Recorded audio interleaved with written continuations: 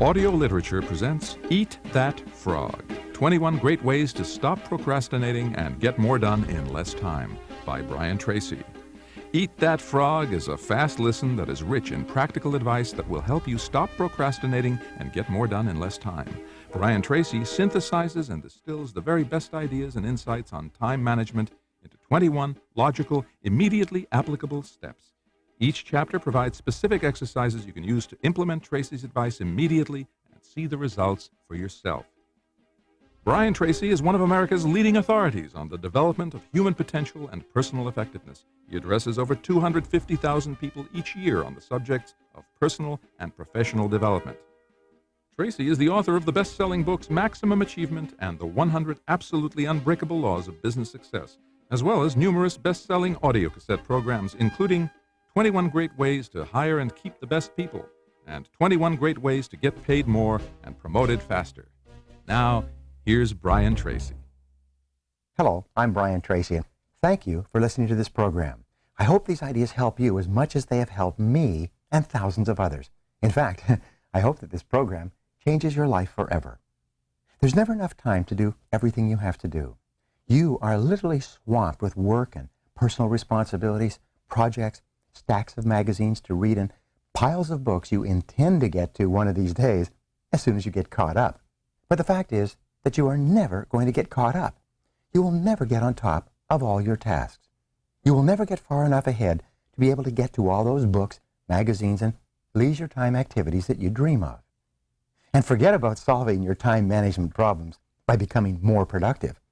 No matter how many personal productivity techniques you master, there will always be more to do than you can ever accomplish in the time you have available to you, no matter how much time it is. You can get control of your time in your life only by changing the way you think, work, and deal with a never-ending river of responsibilities that flows over you each day. You can get control of your tasks and activities only to the degree that you stop doing some things and start spending more time on the few activities that can really make a difference in your life. I've studied time management for more than 30 years. I have immersed myself in the works of Peter Drucker, Alex McKenzie, Alan Lake, and Stephen Covey, and many, many others. I've read hundreds of books and thousands of articles on personal efficiency and effectiveness. This program is the result. Each time I came across a good idea, I tried it out in my own work and personal life. If it worked, I incorporated it into my talks and seminars and taught it to others. Galileo once wrote, "You cannot teach a person something he does not already know. You can only bring what he does know to his awareness." Depending upon your level of knowledge and experience, these ideas may sound familiar. This program will bring them to a higher level of awareness.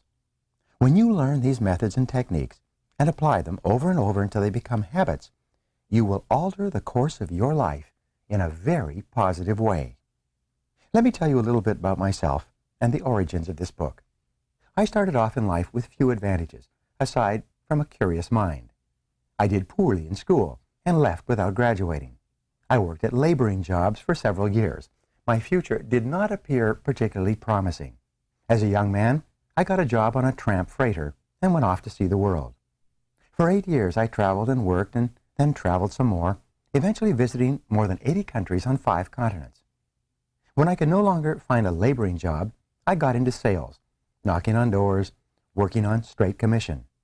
I struggled from sale to sale until I began looking around me and asking, why is it that other people are doing better than I am? Then I did something that changed my life. I went up to successful salespeople and asked them what they were doing, and they told me. And I did what they advised me to do, and my sales went up. Eventually, I became so successful, I was made a sales manager. As a sales manager, I used the same strategy. I found out what other successful sales managers were doing, and then I did it myself. This process of learning and applying what I had learned changed my life. I'm still amazed at how simple and obvious it is. Just find out what successful people do and do the same things until you get the same results. Wow, what an idea. Simply put, some people are doing better than others because they do certain things differently and they do the right things right. Especially, they use their time far, far better than the average person. Coming from an unsuccessful background, I had developed deep feelings of inferiority and inadequacy. I had fallen into the mental trap of assuming that people who were doing better than me were actually better than me. What I learned was this: that's not necessarily true. They were just doing things differently, and what they had learned to do, within reason, I could learn as well. This was a great revelation to me. I was both amazed and excited with this discovery. I still am. I realized that I could change my life and achieve almost any goal I could set for myself if I just found out what others were doing in that area and then did it myself until I got the same results they were getting. Within 1 year of starting in sales, I was a top salesman. A year after I was made a manager, I was a vice president in charge of a 95-person sales force in 6 countries. And I was 25 years old. Over the years, I have worked in 22 different jobs, started and built several companies, and earned a business degree from a major university. I also learned to speak French, German, and Spanish, and have been a trainer, consultant, or speaker for more than 500 companies.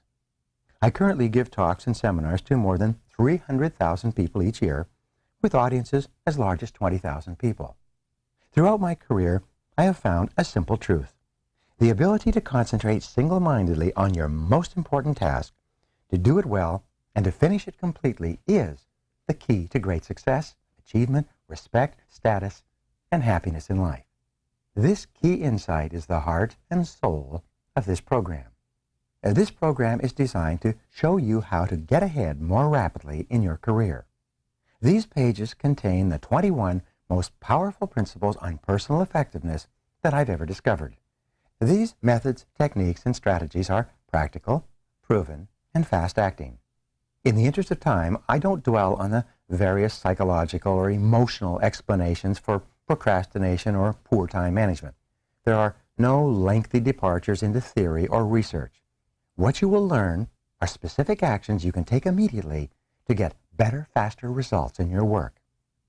Every idea in this program is focused on increasing your overall levels of productivity, performance, and output, on making you more valuable in whatever you do. You can apply many of these ideas to your personal life as well.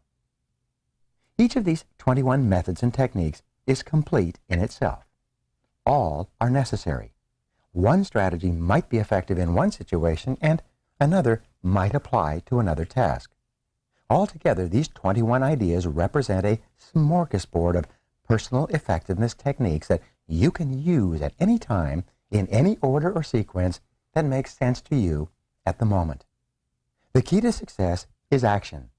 These principles work to bring about fast, predictable improvements in performance and results. The faster you learn and apply them, the faster you will move ahead in your career. Guaranteed. There will be no limit to what you can accomplish when you learn how to eat that frog.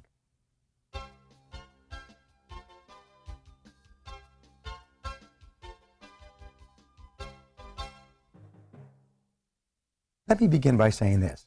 This is a wonderful time to be alive. There have never been more possibilities and opportunities for you to achieve more of your goals than exist today. As perhaps never before in human history, you are actually drowning in options. In fact, there are so many good things you can do that your ability to decide among them may be the critical determinant of what you accomplish in life.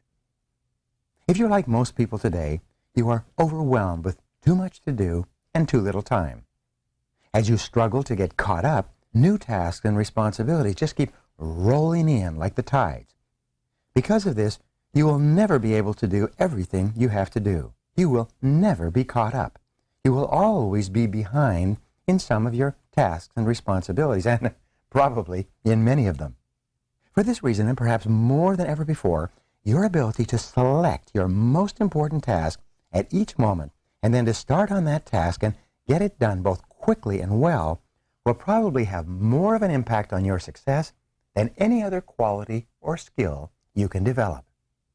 An average person who develops the habit of setting clear priorities and getting important tasks completed quickly will run circles around a genius who talks a lot and makes wonderful plans but gets very little done. It's been said for many years that If the first thing you do each morning is to eat a live frog, you can then go through the day with the satisfaction of knowing that is probably the worst thing that's going to happen to you all day long. Your frog is your biggest, most important task. It's the one you're most likely to procrastinate on if you don't do something about it right now. It's also the one task that can have the greatest positive impact on your life and results at the moment. It's also been said that if you have to eat two frogs, eat the ugliest one first.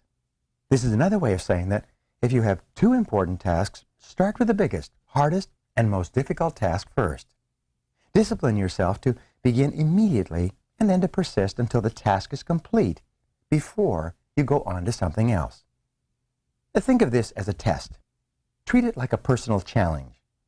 Resist the temptation to start with the easier task. Continually remind yourself that one of the most important decisions you make each day is your choice of what you will do immediately and what you will do later, if you do it at all. Here's one final observation. If you have to eat a live frog, it doesn't pay to sit and look at it for very long. The key to reaching high levels of performance and productivity is for you to develop the lifelong habit of tackling your major task first thing each morning. You must develop the routine of eating your frog before you do anything else and without taking too much time to think about it.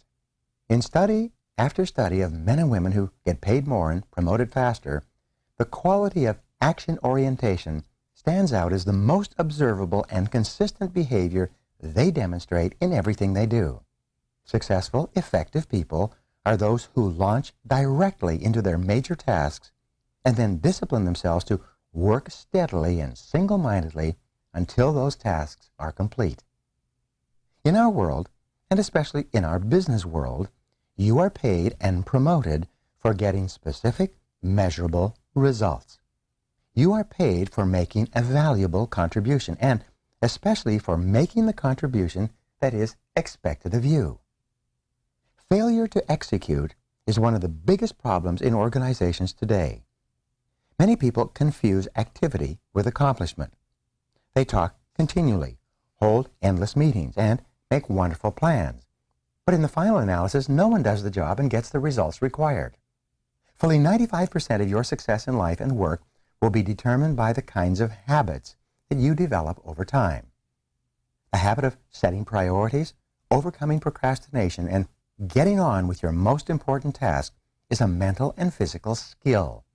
As such, this habit is learnable through practice and repetition, over and over again, until it locks into your subconscious mind and becomes a permanent part of your behavior. Once it becomes a habit, it becomes both automatic and easy to do. You are designed mentally and emotionally in such a way that task completion gives you a positive feeling. It makes you happy. It makes you feel like a winner. Whenever you complete a task of any size or importance, you feel a surge of energy, enthusiasm, and self-esteem. The more important the completed task, the happier, more confident, and more powerful you feel about yourself and your world. The completion of an important task triggers the release of endorphins in your brain. These endorphins give you a natural high. The endorphin rush that follows successful completion of any task makes you feel more creative and confident. Here's one of the most important of the so-called secrets of success. It is that you can actually develop a positive addiction to endorphins and to the feeling of enhanced clarity, confidence, and competence that they trigger. When you develop this addiction, almost without thinking, you begin to organize your life in such a way that you are continually starting and completing ever more important tasks and projects. You actually become addicted in a very positive sense to success and contribution. One of the keys to your living a wonderful life, having a successful career, and feeling terrific about yourself is for you to develop the habit of starting and finishing important jobs. At that point, this behavior will take on a power of its own, and you'll find it easier to complete important tasks than not to complete them. You remember the story of the man who stops a musician on a New York street and asks how he can get to Carnegie Hall. The musician replies, "Practice, man, practice." Practice is the key to mastering any new skill. Fortunately, your mind is like a muscle. It grows stronger and more capable with use. With practice, you can learn any behavior or develop any habit that you consider either desirable or necessary.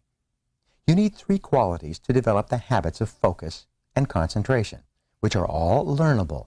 They are decision, discipline, and determination. First, make a decision to develop the habit of task completion. Second, discipline yourself to practice the principles you're about to learn until you master them.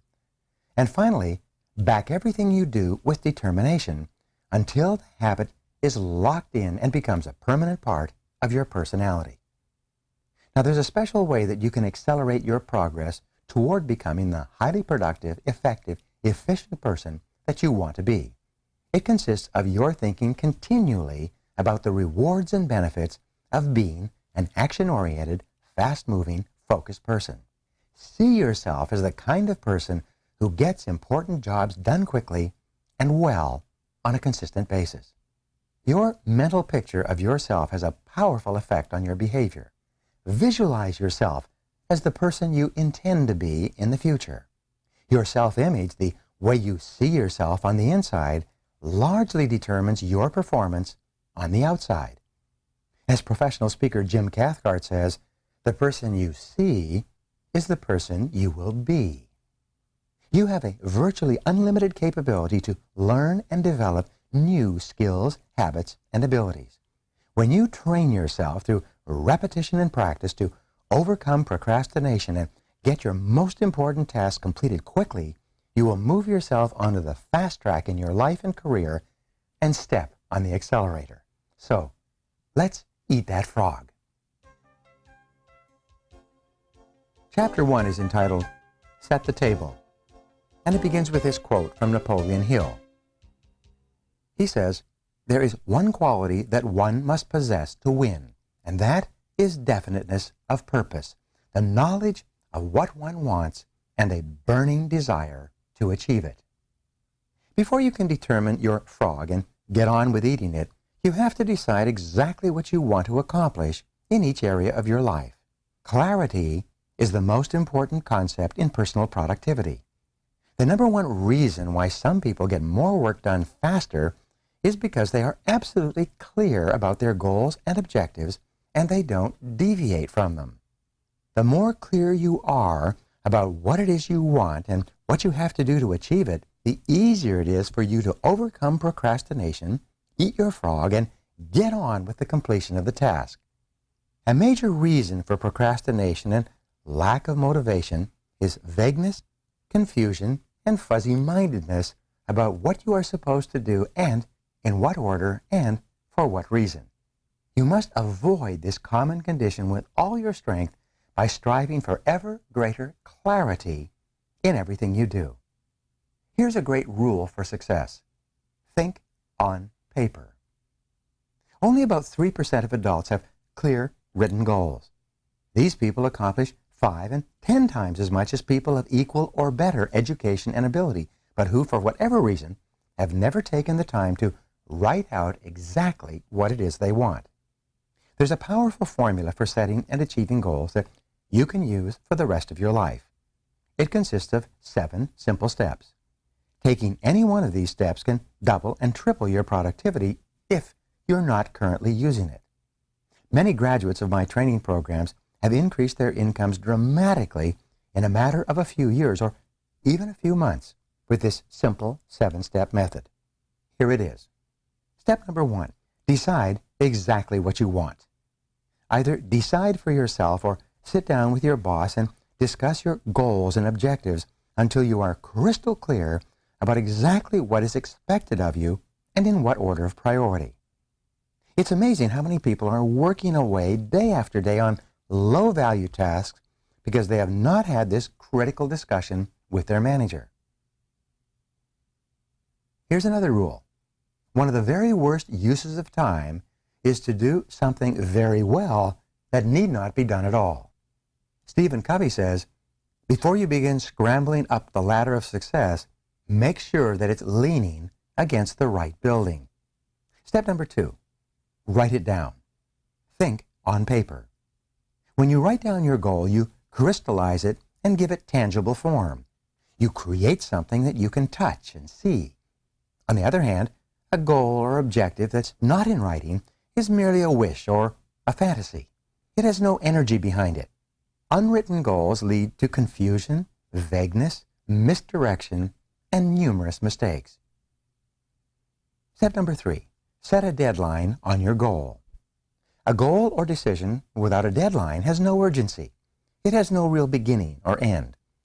Without a definite deadline accompanied by the assignment or acceptance of specific responsibilities for completion, you will naturally procrastinate and get very little done.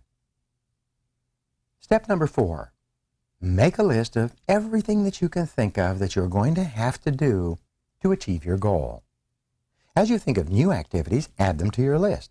Keep building your list until it is complete. A list gives you a visual picture of the larger task or objective. It gives you a track to run on. It dramatically increases the likelihood that you will achieve your goal as you have defined it and on schedule.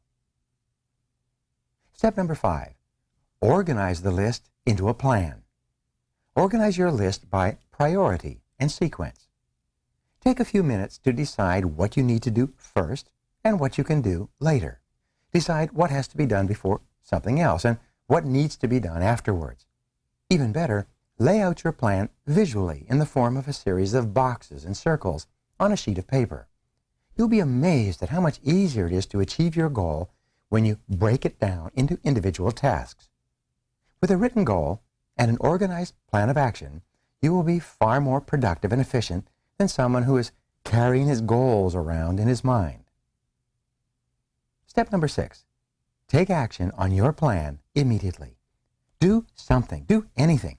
An average plan vigorously executed is far better than a brilliant plan on which nothing is done. For you to achieve any kind of success, execution is everything. And finally, step number 7, resolve to do something every single day that moves you toward your major goal. Build this activity into your daily schedule. Read a specific number of pages on a key subject. Call on a specific number of prospects or customers. Engage in a specific period of physical exercise. Learn a certain number of new words in a foreign language. Never miss a day. Keep pushing forward. Once you start moving, keep moving. Don't stop. This decision, this discipline alone can make you one of the most productive and successful people of your generation. Clear written goals have a wonderful effect on your thinking.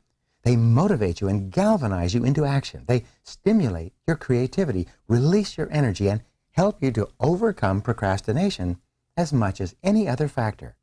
Goals are the fuel in the furnace of achievement. The bigger your goals and the clearer they are, the more excited you become about achieving them. The more you think about your goals, the greater becomes your inner drive and desire to accomplish them. Think about your goals and review them daily. Every morning when you begin, take action on the most important task you can accomplish to achieve your most important goal at the moment. Now, here's what you can do to put this idea into action immediately. Take a clean sheet of paper right now and make a list of 10 goals that you want to accomplish in the next year. Write your goals as though a year has already passed and they are now a reality. Use the present tense, positive and first person, so that they are immediately accepted by your subconscious mind. For example, you would write, I earn X number of dollars per year, or I weigh X number of pounds, or I drive such and such a car. Present tense, personal, and positive. Then, go back over your list of 10 goals and select the one goal that if you achieved it would have the greatest positive impact on your life. Whatever that goal is, write it on a separate sheet of paper, set a deadline, make a plan, take action on your plan, and then do something every single day that moves you toward that goal. This exercise alone could change your life. Chapter number 2 is entitled, Plan Every Day in Advance. And it begins with this quote from Alan Lakin, which says, "Planning is bringing the future into the present so that you can do something about it right now." You've probably heard the old question, how do you eat an elephant? The answer, of course, is one bite at a time. How do you eat your biggest, ugliest frog? The same way. You break it down into specific step-by-step activities, and then you start on the first one.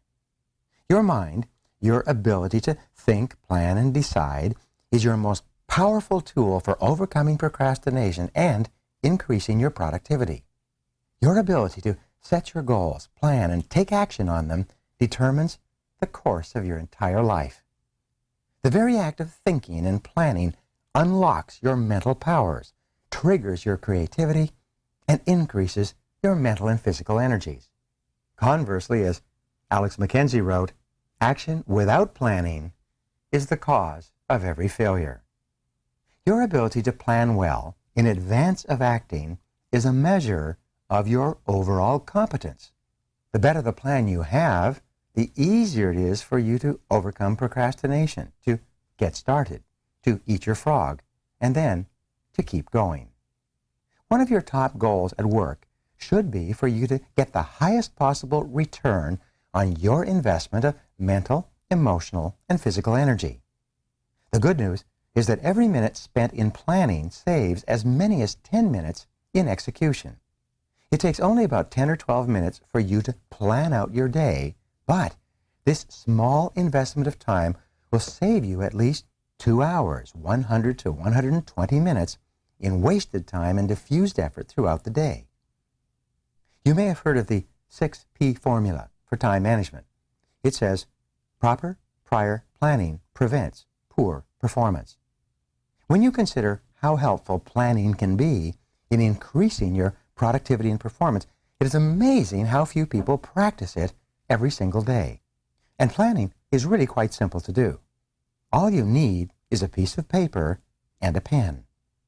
The most sophisticated Palm Pilot, computer program, or time planner is based on the same principle. You're sitting down and making a list of everything you have to do before you begin.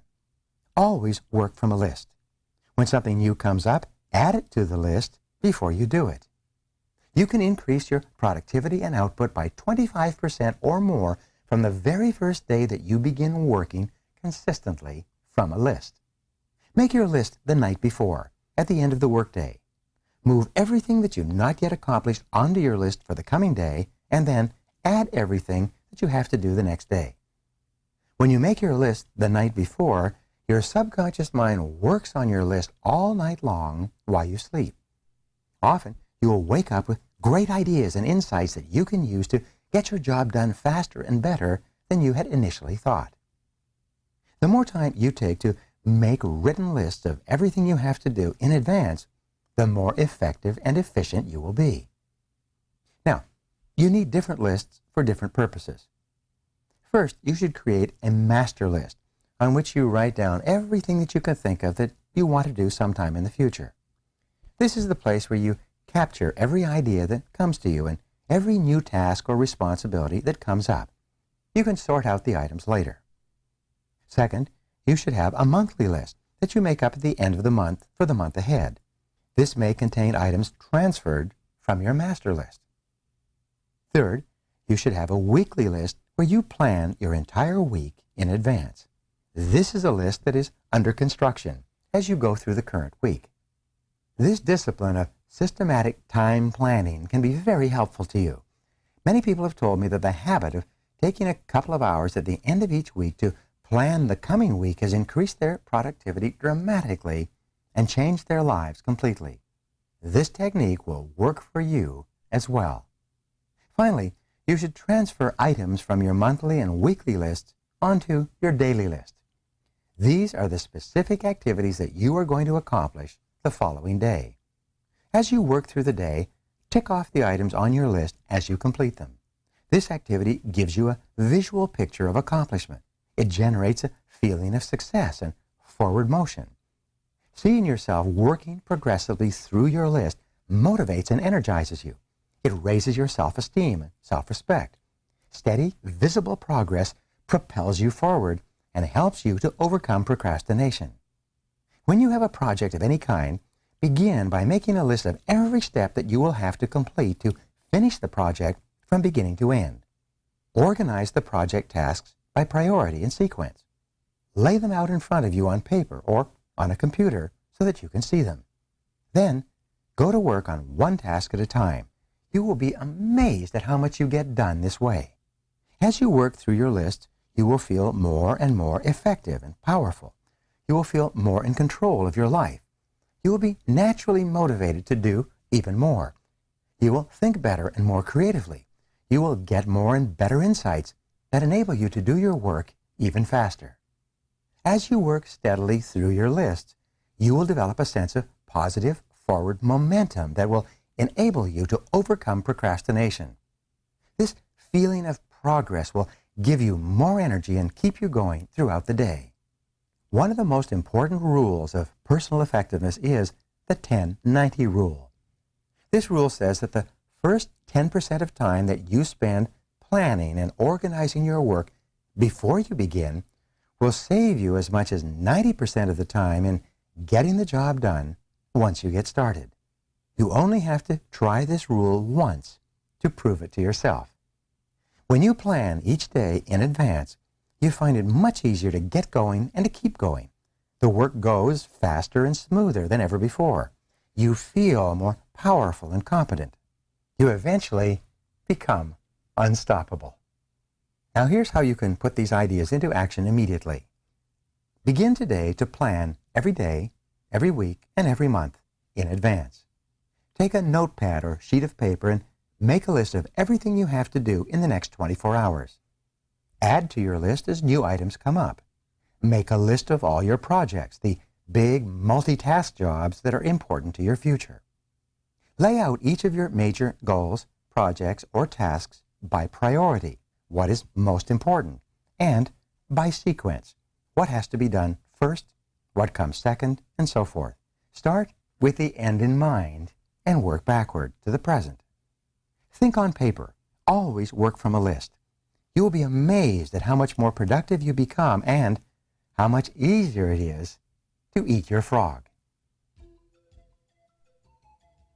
Chapter 3 is entitled, Apply the 80-20 Rule to Everything. The German philosopher Johann Wolfgang von Goethe wrote, "We always have time enough if we will but use it aright." The 80-20 rule is one of the most helpful of all concepts of time and life management. It's also called the Pareto principle after its founder, the Italian economist Vilfredo Pareto, who first wrote about it in 1895. Pareto noticed that people in his society seemed to divide naturally into what he called the vital few, the top 20% in terms of money and influence, and the trivial many, the bottom 80%. He later discovered that virtually all economic activity was subject to this Pareto principle as well.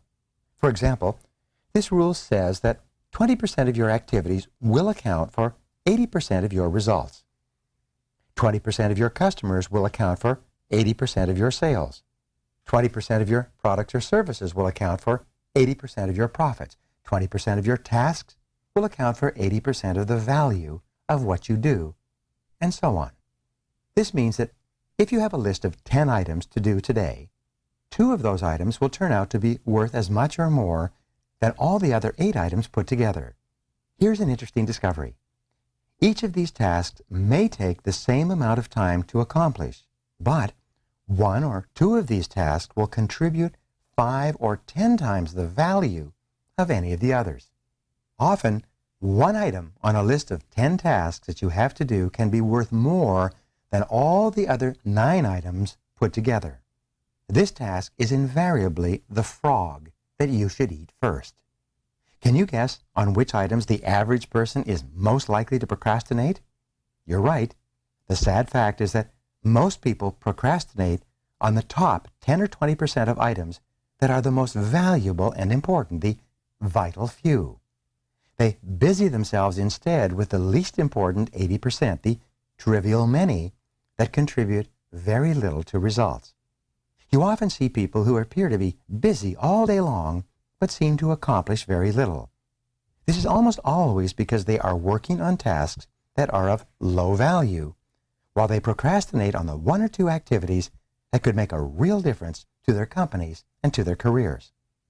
The most valuable tasks you can do each day are often the hardest and most complex. But the payoff and rewards for completing these tasks efficiently can be tremendous. For this reason, you must adamantly refuse to work on tasks in the bottom 80% while you still have tasks in the top 20% left to be done. Before you begin work, always ask yourself, is this task in the top 20% of my activities or in the bottom 80%? And here's a rule for success. Resist the temptation to clear up small things first.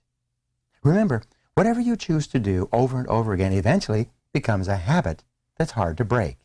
If you choose to start your day on low-value tasks, you will soon develop the habit of always starting and working on low-value tasks.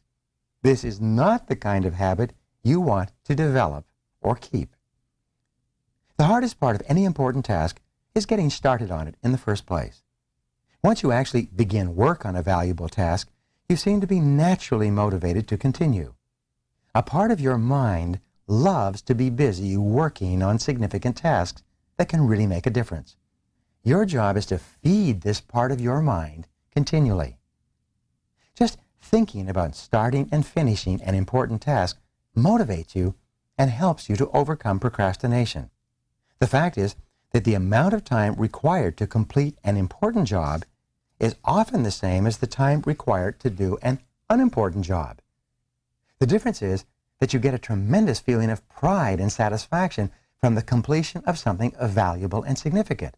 However, when you complete a low-value task, using the same amount of time and energy, you get little or no satisfaction at all. Time management is really life management, personal management. It's really taking control of the sequence of events. Time management is control over what you do next. And you are always free to choose the task that you will do next. Your ability to choose between the important and the unimportant is the key determinant of your success in life and work. Effective, productive people discipline themselves to start on the most important task that is before them. They force themselves to eat that frog, whatever it is. They accomplish vastly more than the average person and are much happier as a result. This should be your way of working as well. Now, here's a way to put these ideas into action. Make a list of all the key goals, activities, projects, and responsibilities in your life today. Which of them are or could be in the top 10 or 20% of tasks that represent or could represent 80 or 90% of your results? Resolve today that you are going to spend more and more of your time working in those few areas that can really make a difference in your life and career, and less time on lower value activities.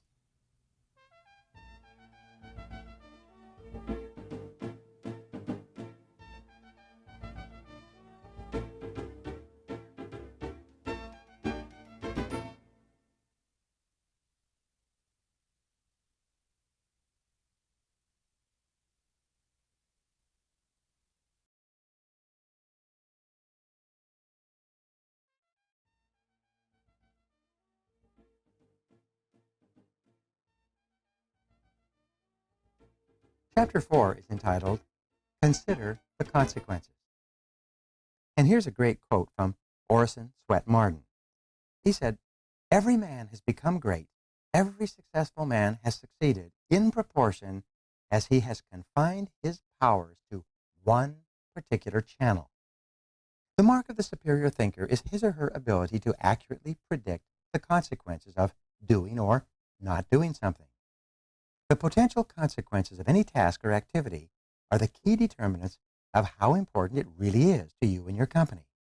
This way of evaluating the significance of a task is how you determine what your next frog really is." Dr. Edward Banfield of Harvard University, after more than 50 years of research, concluded that long-time perspective is the most accurate single predictor of upward social and economic mobility in America. Long-time perspective turns out to be more important than family background, education, race, intelligence, connections, or virtually any other factor in determining your success in life and at work. Your attitude toward time, your time horizon, has an enormous impact on your behavior and your choices. People who take a long view of their lives and careers always seem to make much better decisions about their time and activities than people who give very little thought to the future. And here's a rule for success. Long-term thinking improves short-term decision-making. Successful people have a clear future orientation. They think 5, 10, and 20 years out into the future. They analyze their choices and behaviors in the present to make sure that they are consistent with the long-term future that they desire. In your work, having a clear idea of what is really important to you in the long term makes it much easier for you to make better decisions about your priorities in the short term. By definition, something that is important has long-term potential consequences. Something that is unimportant has few or no long-term potential consequences. Before starting on anything, you should always ask yourself, what are the potential consequences of doing or not doing this task?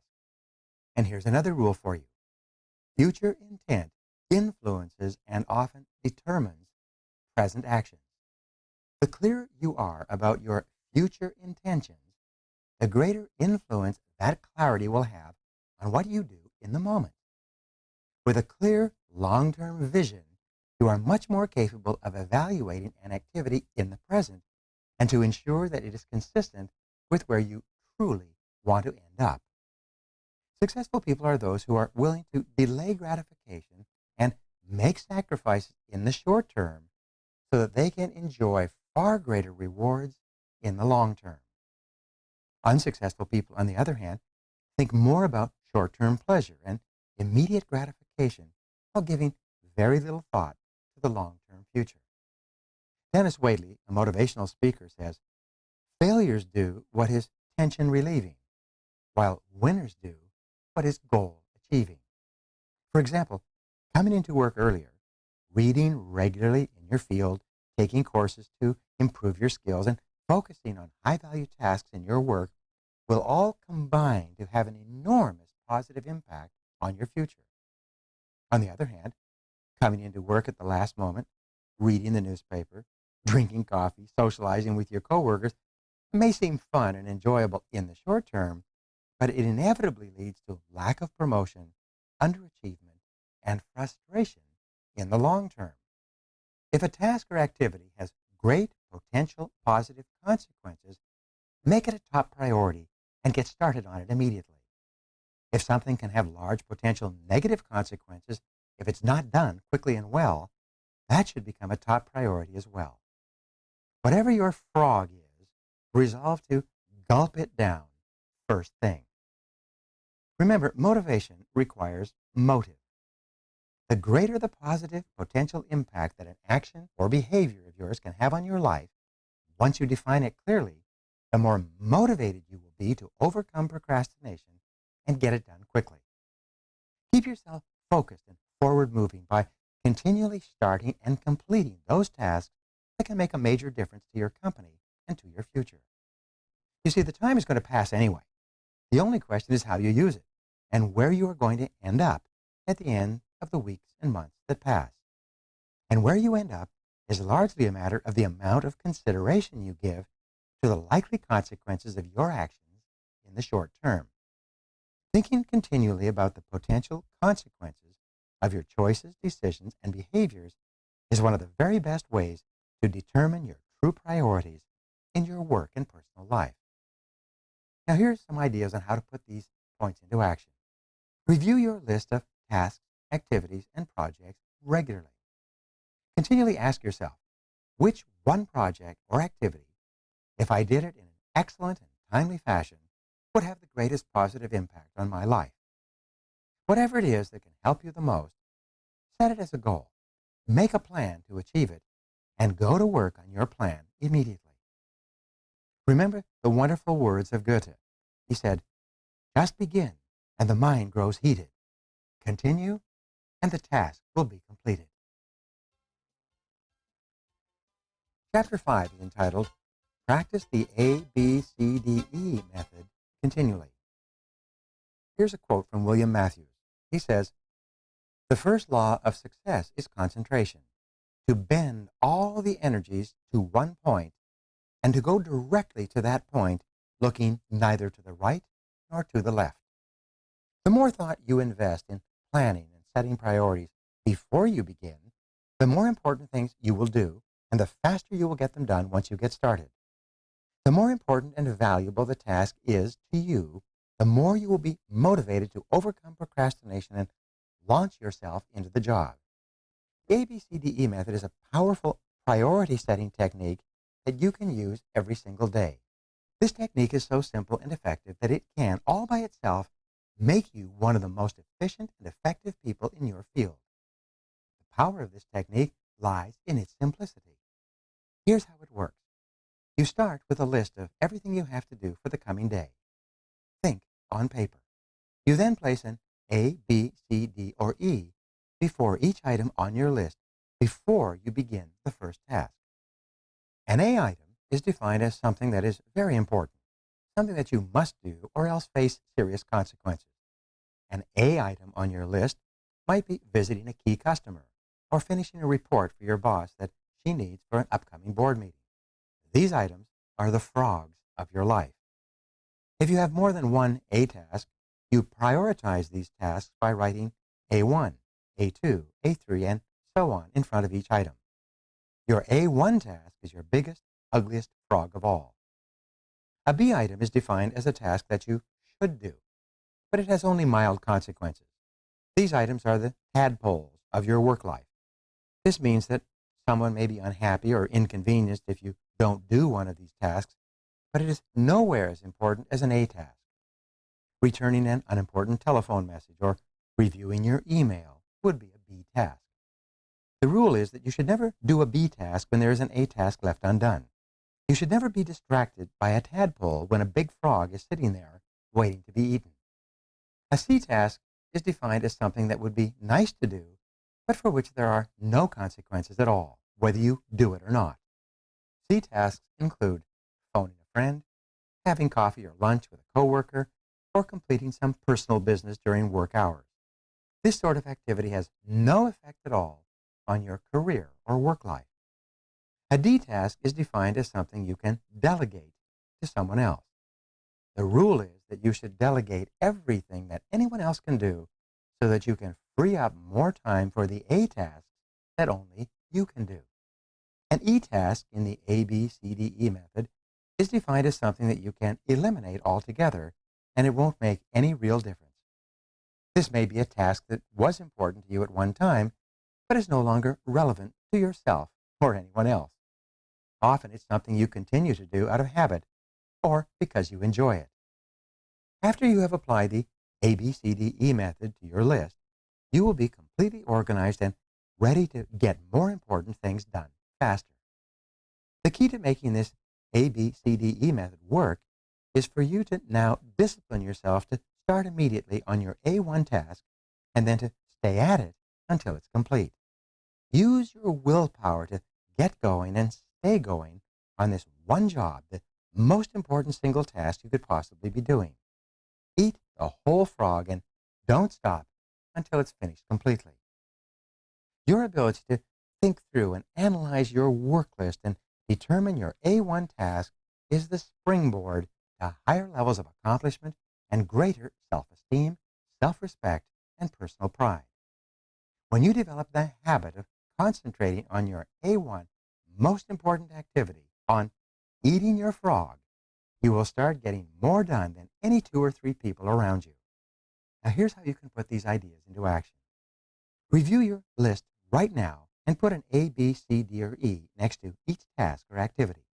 Select your A1 job or project and begin working on it immediately. Discipline yourself to do nothing else until this one job is complete.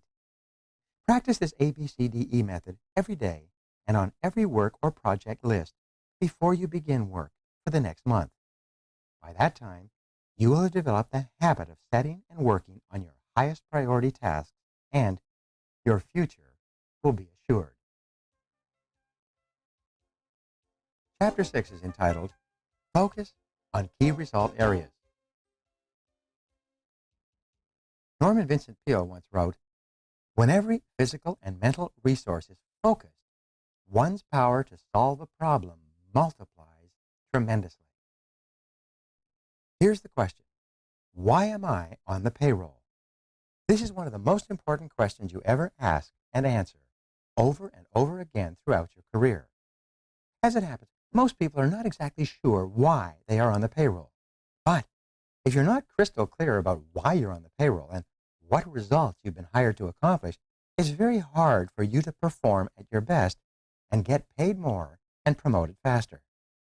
In its simplest terms, the answer is that you have been hired to get specific results. A wage or a salary is a payment for a specific quality and quantity of work that can be combined with the work of others to create a product or service that customers are willing to pay for. Each job can be broken down into about 5 to 7 key result areas, seldom more. These are the results that you absolutely positively have to get to fulfill your responsibilities and make your maximum contribution to your organization. Key result areas are similar to the vital functions of the body, such as those indicated by blood pressure, heart rate, respiratory rate, and brainwave activity. An absence of any one of these vital functions leads to the death of the organism. By the same token, your failure to perform in a critical result area of your work can lead to the end of your job as well. For example, the key result areas of management are planning, organizing, staffing, delegating, supervising, measuring, and reporting. These are the areas in which a manager must get results to succeed in his or her area of responsibility. You must have essential knowledge and skills for your job. These demands are continually changing. You have developed core competencies that make it possible for you to do your job in the first place, but key results are always central to your work and determine your success or failure in your job. A key result area is something that you must achieve to succeed at your job. It's a task area for which you are completely responsible. If you don't do it, it will not be done by someone else. A key result area is an activity that is under your control. It is an output of your work that becomes an input or a contributing factor to the work of others. The starting point of high performance is for you to first identify the key result areas of your work. Discuss them with your boss. Make a list of your output responsibilities and make sure that the people above you, on the same level of you, and below you are in agreement with it. For example, for a salesperson, prospecting and opening new accounts is a key result area. This activity is the key to the entire sales process. Closing a sale is another key result area. When the sale is made, it triggers the activities of many other people to produce and deliver the product or service. For a company owner or key executive, negotiating a bank loan is a key result area. Hiring the right people and delegating effectively are both key result areas. For a secretary or receptionist, typing a letter or answering the phone and transferring the caller quickly and efficiently are defined as key result areas. People's ability to perform these tasks quickly and well largely determines their pay and promotability. Once you have determined your key result areas, the second step is for you to grade yourself on a scale of 1 to 10 in each of these areas. Where are you strong? And where are you weak? Where are you getting excellent results? And where are you underperforming? Here's the rule. Your weakest key result area sets the height at which you can use all your other skills and abilities. This rule says that you could be exceptional in 6 out of 7 of your key result areas, but really poor in the 7th, and your poor performance in the 7th area will hold you back and determine how much you achieve with all your other skills. This weakness will act as a drag on your effectiveness and be a constant source of friction and frustration. For example, delegating is a key result area for a manager. This skill is the key leverage point that enables a manager to manage, to get results through others. A manager who cannot delegate properly is held back from using all of his or her other skills at their maximum level of effectiveness. Poor delegation skills alone can lead to failure in the job. One of the major reasons for procrastination and delay in the workplace is that people avoid jobs and activities in those areas where they have performed poorly in the past. Instead of setting a goal and making a plan to improve in a particular area, most people avoid that area altogether, which just makes the situation worse. The reverse of this is that the better you become in a particular skill area, the more motivated you will be to perform that function, the less you will procrastinate, and the more determined you will be to get it finished. The fact is that everybody has both strengths and weaknesses. Refuse to rationalize, justify, or defend your areas of weakness. Instead, identify them clearly. Set a goal and make a plan to become very good in each of those areas. Just think, you may be only one critical skill away from top performance in your job. Here's one of the greatest questions you will ever ask and answer. It's this: what one skill, if I developed and did it in an excellent fashion, would have the greatest positive impact on my career? Let me repeat that. What one skill, if you developed and did it in an excellent fashion, would have the greatest positive impact on your career? You should use this question to guide your career for the rest of your life. Look into yourself for the answer. You probably know what it is. Ask your boss this question. Ask your coworkers. Ask your friends and your family. Whatever the answer is, find out and then go to work to bring up your performance in this area. The good news is that all business skills are learnable. If anyone else is excellent at a particular key result area, this is proof that you can become excellent as well if you decide to. One of the fastest and best ways to stop procrastinating and get more things done faster is for you to become absolutely excellent in your key result areas. This can be as important as anything else you do in your life and career. Here's how you can put these ideas to work immediately. Identify the key result areas of your work. What are they? Write down the key results you have to achieve to do your job in an excellent fashion. Give yourself a grade from 1 to 10 on each one, and then determine the one key skill that, if you did it in an excellent manner, would help you the most in your work right now. Take this list to your boss and discuss it with him or her. Invite honest feedback and appraisal. You can only get better when you are open to the constructive inputs of other people. Discuss your results with your staff and coworkers. Talk them over with your spouse. Make a habit of doing this analysis regularly for the rest of your career. Never stop improving. This decision alone can change your life. Chapter 7 is called Obey the Law of Forced Efficiency. Komar once wrote, "Concentration in its truest, unadulterated form means the ability to focus the mind on one single solitary thing." The law of forced efficiency says that there's never enough time to do everything, but there's always enough time to do the most important thing. Put another way, you cannot eat every tadpole and frog in the pond, but you can eat the biggest and ugliest one, and that will be enough, at least for the time being. When you run out of time, and the consequences for not completing a key task or project can be really serious, you always seem to find the time to get it done, often at the very last minute. You start early, you stay late, and you drive yourself to complete the job rather than to face the negative consequences that would follow if you didn't complete it within the time limit. So here's a rule for you. There will never be enough time to do everything you have to do. The fact is that the average person today is working at 110 to 130% of capacity, and the jobs and responsibilities just keep piling up. All of us have stacks of reading material that we still have to go through.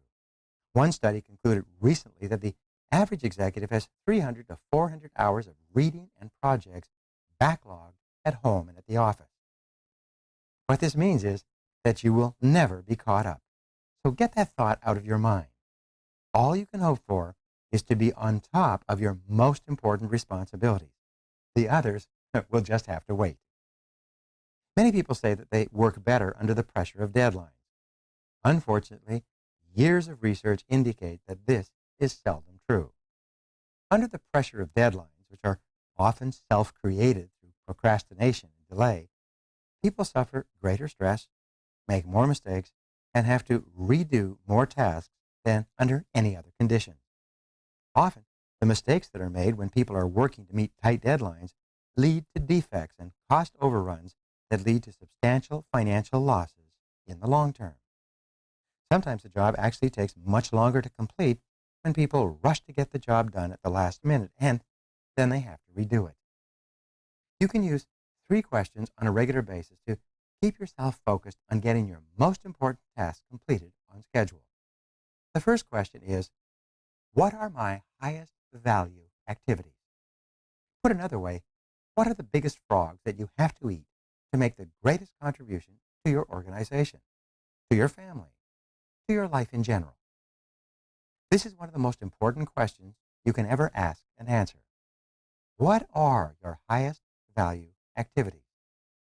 First, think this through for yourself. Then, ask your boss. Ask your coworkers and subordinates. Ask your friends and family. Like focusing the lens of a camera, you must be crystal clear about your highest value activities before you begin work. The second question you can ask yourself continually is, what can I and only I do that, if done well, will make a real difference? This question comes from Peter Drucker, the management guru. It's one of the best of all questions for achieving personal effectiveness. What can you and only you do that, if done well, will make a real difference? This refers to something that only you can do. If you don't do it, it won't be done by someone else. But if you do it, and you do it well, it can really make a difference to your life and your career. What is it?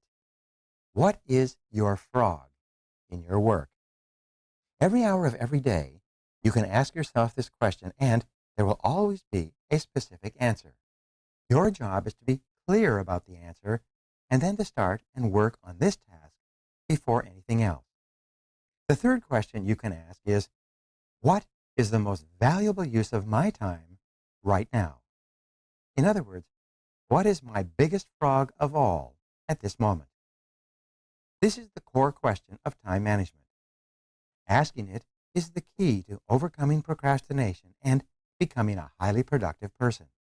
Every hour of every day, there is an answer to this question. Your job is to ask yourself the question over and over again and to always be working on the answer to it, whatever it is. Do first things first and second things not at all. As Goethe said, the things that matter most must never be at the mercy of the things that matter least. The more accurate your answers to these questions, the easier it will be for you to set clear priorities, to overcome procrastination, and to get started on the one activity that represents the most valuable use of your time right now. Now, here's how to put these ideas into action. Remember, your most powerful thinking tool for success is your ability to discriminate between one priority and another. Take a few minutes each day and sit quietly where you cannot be disturbed. During this time, relax and just think about your work and activities without stress or pressure. In almost every case, during this time of solitude, you will receive wonderful insights and ideas that will save you enormous amounts of time when you apply them on the job. Often, you will experience breakthroughs that will change the direction of your life and work. Chapter 8 is entitled, Prepare Thoroughly Before You Begin. James T. McKay, the time management expert, wrote, no matter what the level of your ability, you have more potential than you can ever develop in a lifetime. One of the best ways for you to overcome procrastination and get more things done faster is for you to have everything you need at hand before you begin. When you're fully prepared, you are like a cocked gun or an archer with an arrow pulled back taut in the bow. You just need one small mental push to get started on your highest value tasks. This is like getting everything ready to prepare a complete meal, such as a big frog. You set out all the ingredients on the counter in front of you and then begin putting the dinner together one step at a time. Begin by clearing off your desk or workspace so that you have only one task in front of you. If necessary, put everything on the floor or on the table behind you. Gather all the information, reports, details, papers, and work materials that you will require to complete the job. Have them at hand so that you can reach them without getting up or moving very much. Be sure that you have all writing materials, computer disks, access codes, email addresses, and everything else you need to start and continue working until the job is done. Set up your work area so that it is comfortable, attractive, and conducive to working for long periods.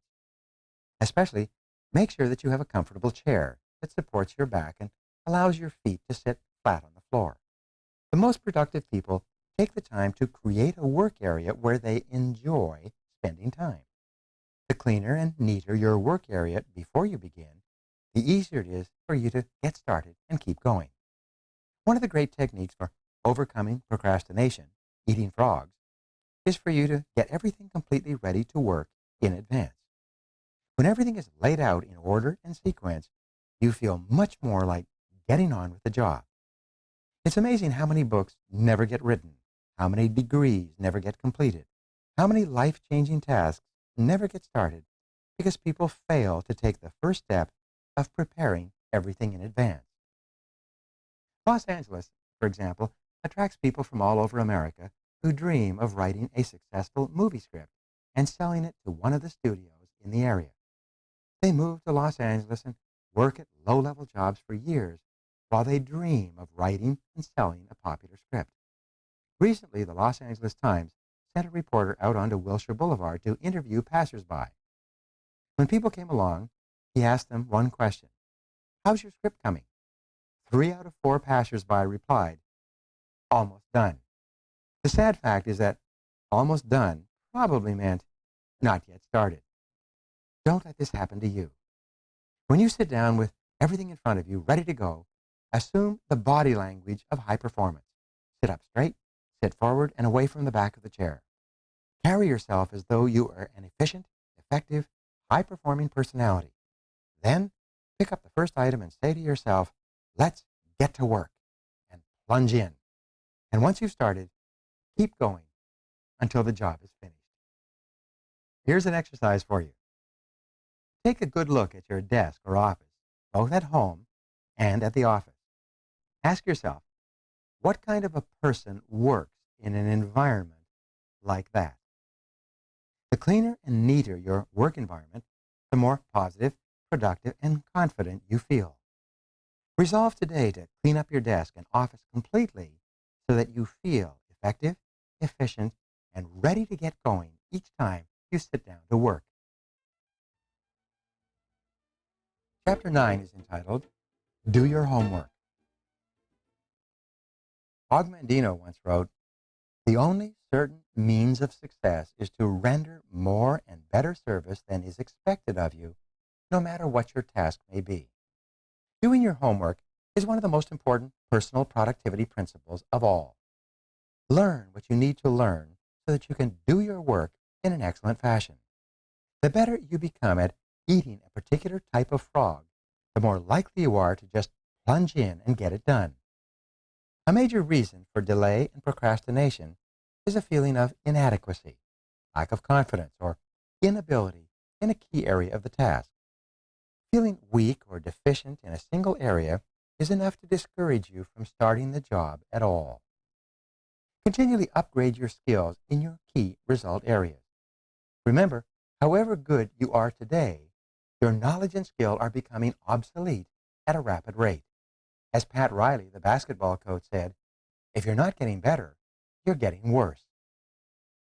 One of the most helpful of all time management techniques is for you to get better at your key tasks.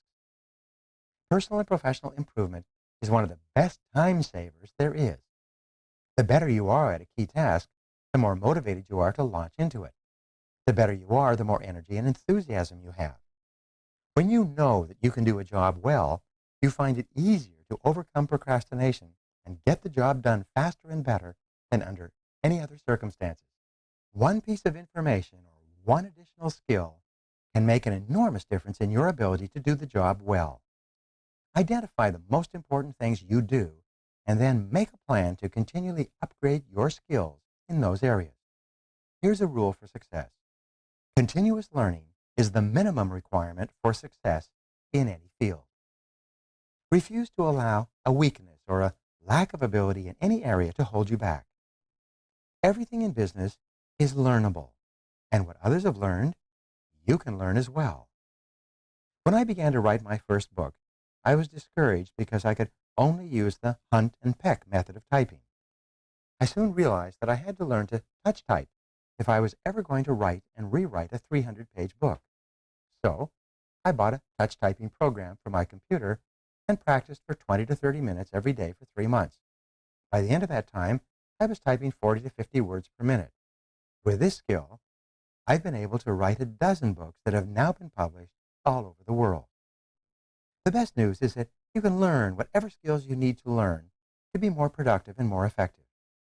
You can become a touch typist if necessary. You can become an expert with a computer.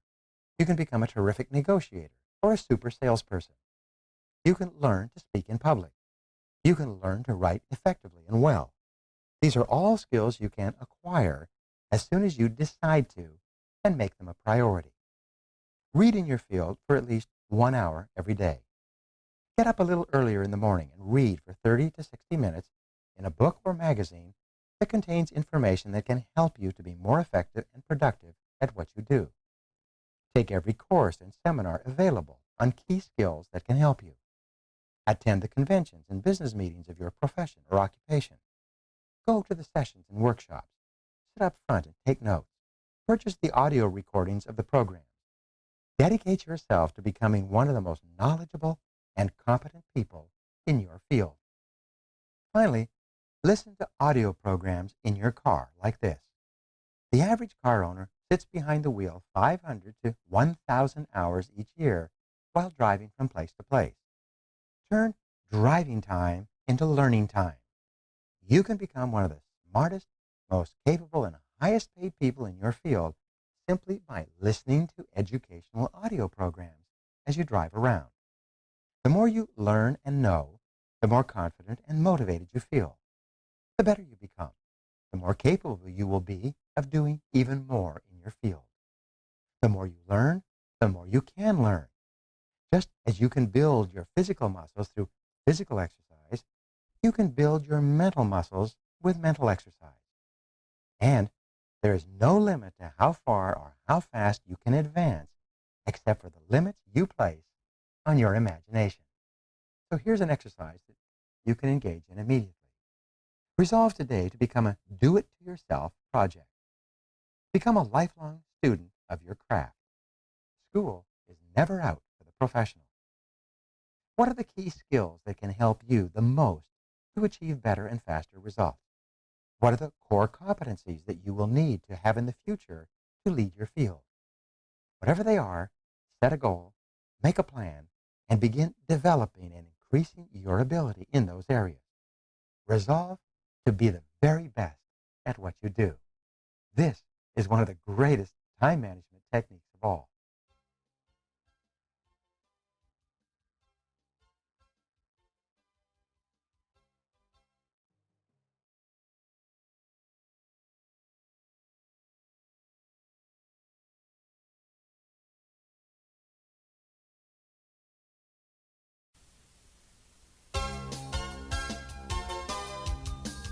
Chapter 10 is entitled Leverage Your Special Talents.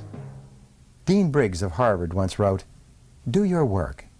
Not just your work and no more, but a little more for the lavishing sake. That little more that is worth all the rest." Remember, you are remarkable. You have special talents and abilities that make you different from every other person who has ever lived.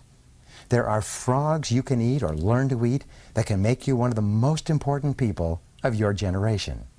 There are certain things that you can do or that you can learn to do that can make you extraordinarily valuable to yourself and others.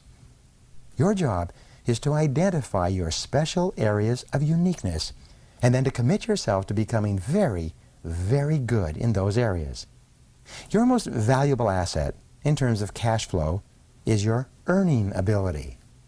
Your ability to work enables you to bring tens of thousands of dollars into your life every year by simply applying your knowledge and skills to your world. This is your ability to eat specific frogs faster and better than others. You could lose everything you own, your house, your car, your job, your bank account, but as long as you still had your earning ability, you could still make it all back and more besides. Take stock of your unique talents and abilities on a regular basis. What is it that you do especially well? What are you good at? What do you do easily and well that is difficult for most other people? Looking back at your career, what has been most responsible for your success in life and work to date? What have been the most significant frogs you have eaten in the past? You are designed such that you will most enjoy doing the very things that you can be the very best at. What is it that you enjoy the most about your work? What kind of frogs do you most enjoy eating? The very fact that you enjoy something means that you probably have within yourself the capability to be excellent in that area. One of your great responsibilities in life is to decide what you really love to do and then to throw your whole heart into doing that special thing very, very well. Look at the various things you do. What is it that you do that gets you the most compliments and praise from other people? What do you do that positively affects the work and performance of other people more than anything else? Successful people are invariably those who have taken the time to identify what they do well and most enjoy.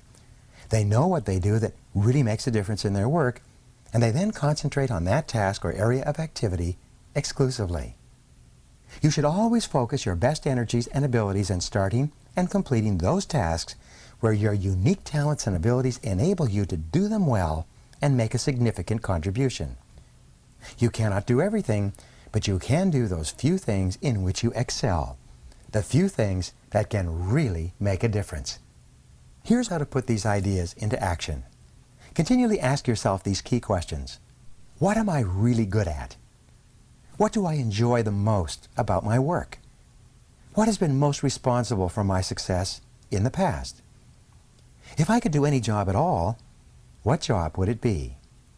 If you won the lottery or otherwise came into an enormous amount of money and you could choose any job or any part of any job to do for the indefinite future, what work would you choose?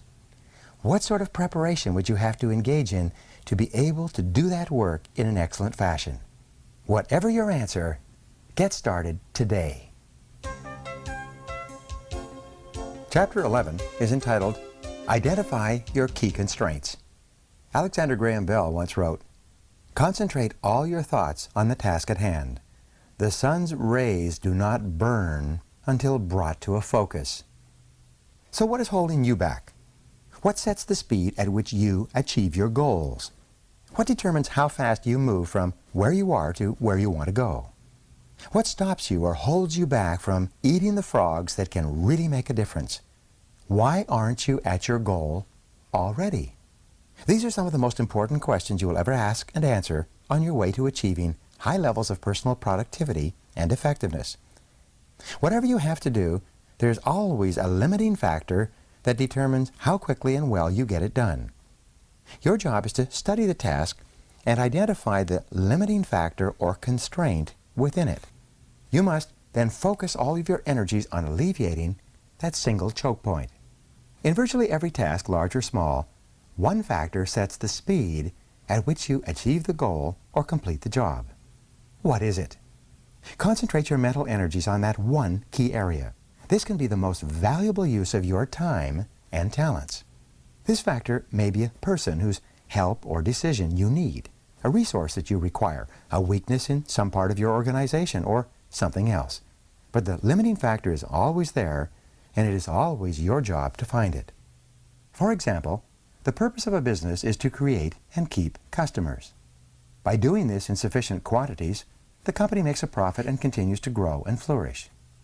In every business, there is a limiting factor or choke point that determines how quickly and well the company achieves its purpose. It may be the marketing, the level of sales, or the sales force itself. It may be the cost of operation or the methods of production. It may be the level of cash flow or costs. The success of the company may be determined by the competition, the customers, or the current marketplace. One of these factors, more than anything else, determines how quickly the company achieves its goals of growth and profitability. What is it? The accurate identification of the limiting factor in any process and the focus on that factor can usually bring about more progress in a shorter period of time than any other single activity.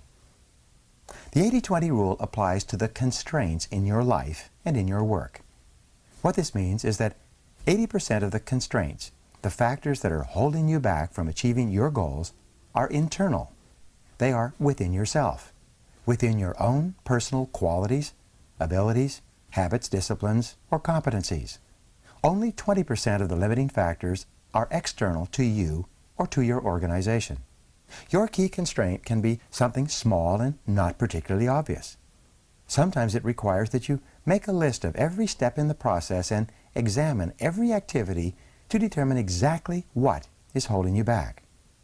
Sometimes it can be a single negative perception or objection on the part of the customers that is slowing down the entire sales process. Sometimes it is the absence of a single feature that is holding back the growth of sales of a product or service line. Look into your company honestly. Look within your boss, your coworkers, and members of your staff to see if there's a key weakness that is holding you or the company back, that is acting as a brake on the achievement of your key goals. In your own life, you must have the honesty to look deeply into yourself for the limiting factor or limiting skill that sets the speed at which you achieve your personal goals. Successful people always begin the analysis of constraints by asking the question, what is it in me that is holding me back? They accept complete responsibility and look to themselves for both the cause and the cure of their problems. Keep asking, what sets the speed at which I get the results I want? The definition of the constraint determines the strategy that you use to alleviate it. The failure to identify the correct constraint or the identification of the wrong constraint can lead you in the wrong direction. You can end up solving the wrong problem. A major corporation, a client of mine, was experiencing declining sales. The corporation's leaders concluded that the major constraint was the sales force and sales management. They spent an enormous amount of time reorganizing the management and retraining the salespeople. They later found that the primary reason that sales were down was a mistake made by an accountant who had accidentally priced their products too high relative to their competition in the marketplace. Once the company revamped its pricing, sales went back up and the business returned to profitability. Behind every constraint or choke point, once it's located and alleviated successfully, you'll find another constraint or limiting factor. Whether it's getting to work on time in the morning or building a successful career, there are always limiting factors and bottlenecks that set the speed of your progress. Your job is to find them and to focus your energies on alleviating them as quickly as possible. Starting off your day with the removal of a key bottleneck or constraint fills you full of energy and personal power. It propels you into following through and completing the job. And there's always a limiting factor. Often a key constraint or limiting factor is the most important frog you could eat at that moment. Now here's an exercise for you. Identify your most important goal in life today. What is it? What one goal, if you achieved it, would have the greatest positive effect on your life? What one career accomplishment would have the greatest positive impact on your work life? Once you're clear about your major goal, ask yourself, what sets the speed at which I accomplish this goal? Why don't I have it already? What is it in me that is holding me back? Whatever your answers, take action immediately. Do something, do anything, but get started. Chapter 12 is entitled, Take It One Oil Barrel at a Time. There's an old saying that By the yard it's hard, but inch by inch, anything's a cinch. One of the best ways to overcome procrastination is for you to get your mind off the huge task in front of you and focus on a single action that you can take. One of the best ways to eat a large frog is for you to take it one bite at a time. Confucius once wrote, "A journey of 1,000 leagues begins with a single step." This is a great strategy for overcoming procrastination and getting more things done faster. Many years ago, I crossed the heart of the Sahara Desert, the Tenerife, deep in modern-day Algeria. By that time, the desert had been abandoned by the French for years, and the original refueling stations were empty and shuttered. The desert was 500 miles across in a single stretch, without water, food, a blade of grass, or even a fly. It was totally flat, like a broad, yellow sand parking lot that stretched to the horizon in all directions. More than 1,300 people had perished in the crossing of that stretch of the Sahara in previous years. Often, drifting sands had obliterated the track across the desert, and the travelers had gotten lost in the night.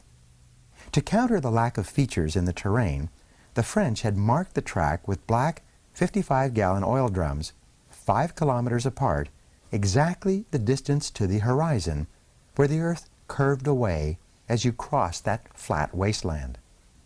Because of this, wherever we were in the daytime, we could see 2 oil barrels, the one we had just passed and the one 5 kilometers ahead. And that was enough. All we had to do was steer toward the next oil barrel. As a result, we were able to cross the biggest desert in the world by simply taking it 1 oil barrel at a time. In the same way, you can accomplish the biggest task in your life by disciplining yourself to take it just 1 step at a time. Your job is to go as far as you can see. You will then see far enough to go further. To accomplish a great task, you must step out in faith and have complete confidence that your next step will soon become clear to you. Remember the wonderful advice, leap and the net will appear. A great life or a great career is built by performing 1 task at a time, quickly and well, and then going on to the next task. Financial independence is achieved by saving a little money every single month, year after year. Health and fitness are accomplished by just eating a little less and exercising a little more day after day and month after month. You can overcome procrastination and accomplish extraordinary things by just taking the first step, by getting started towards your goal, and then by taking it 1 step, 1 oil barrel at a time. Now here's how you can put this idea into action. Select any goal, task, or project in your life where you have been procrastinating and just take 1 step toward accomplishing it immediately. Sometimes all you need to do to get started is to sit down and make a list of all the steps you will need to take to eventually complete the task. Then, just start and complete 1 item on the list, and then 1 more, and so on. You will be amazed at what you eventually accomplish. Chapter number 13, Put the Pressure on Yourself. Thomas Edison once wrote, "The first requisite for success is to apply your physical and mental energies to one problem incessantly without growing weary." The world is full of people who are waiting for someone to come along and motivate them to be the kind of people they wish they could be. The problem is that no one is coming to the rescue. These people are waiting for a bus on a street where no buses pass. As a result, if they don't take charge of their lives and put the pressure on themselves, they can end up waiting forever. And that is what most people do. Only about 2% of people can work entirely without supervision. We call these people leaders. This is the kind of person you are meant to be.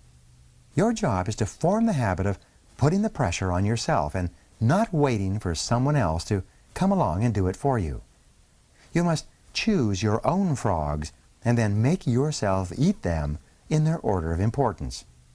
The standards you set for your own work and behavior should be higher than anyone else could set for you. Make it a game with yourself to start a little earlier, work a little harder, and stay a little later. Always look for ways to go the extra mile, to do more than you're paid for. Your self-esteem, the core of your personality, has been defined by psychologist Nathaniel Branden as your reputation with yourself. You build up or pull down your reputation with yourself with everything you do or fail to do. The good news is that you feel terrific about yourself whenever you push yourself to do your best, whenever you go beyond where the average person would normally quit. Imagine each day that you have just received an emergency message and that you will have to leave town tomorrow for a month. If you had to leave town for a month, what would you absolutely make sure that you got done before you left? Whatever it is, go to work on that task right now. Imagine that you just received an all-expense-paid vacation as a prize, but you will have to leave tomorrow morning on the vacation or it will be given to someone else. What would you be determined to get finished before you left so that you could take that vacation? Whatever it is, start on that one job immediately. Successful people continually put the pressure on themselves to perform at high levels. Unsuccessful people have to be instructed and supervised and pressured by others. One of the great ways for you to overcome procrastination is by working as though you only had one day to get all your most important jobs done before you left for a month or went on a vacation. By putting the pressure on yourself, you accomplish more and better tasks faster than ever before. You become a high-performance, high-achieving personality. You feel terrific about yourself, and bit by bit, you build up the habit of rapid task completion that then goes on to serve you all the days of your life. Now here's how you can put these ideas into action. Set deadlines and sub-deadlines on every task and activity. Create your own forcing system. Raise the bar on yourself and don't let yourself off the hook. Once you've set yourself a deadline, stick to it and even try to beat it. Write out every step of a major job or project before you begin. Then, determine how many minutes and hours you will require to complete each phase. Organize your daily and weekly calendars to create time segments where you work exclusively on these tasks. Chapter 14 is entitled, Maximize Your Personal Powers. John Haggai once wrote, "Gather in your resources, rally all your faculties, marshal all your energies, focus all your capabilities upon mastery of at least one field of endeavor."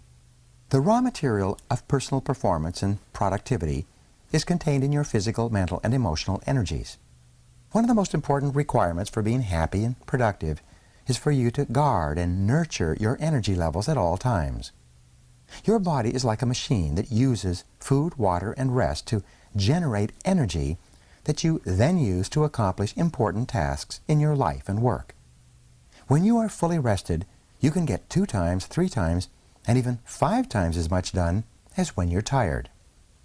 The rule is that your productivity begins to decline after 8 or 9 hours of work.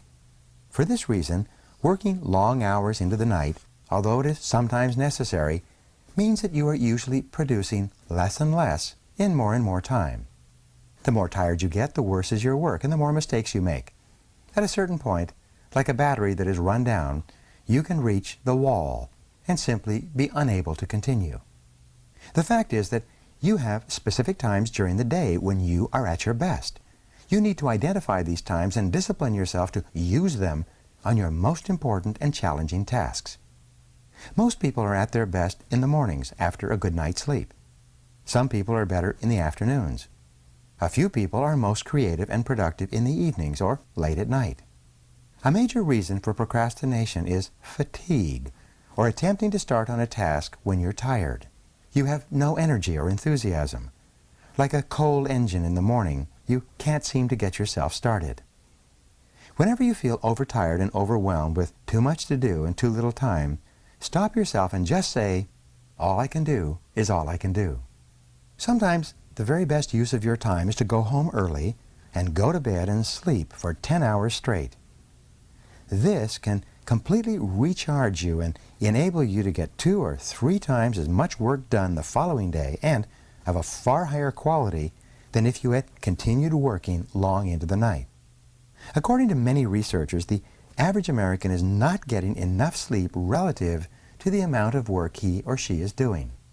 Millions of Americans are working in a mental fog as a result of working too much and sleeping too little. One of the smartest things you can do is to turn off the television and get to bed by 10 o'clock each night during the week. Sometimes 1 extra hour of sleep per night can change your entire life. Here's a rule for you. Take 1 full day off every week.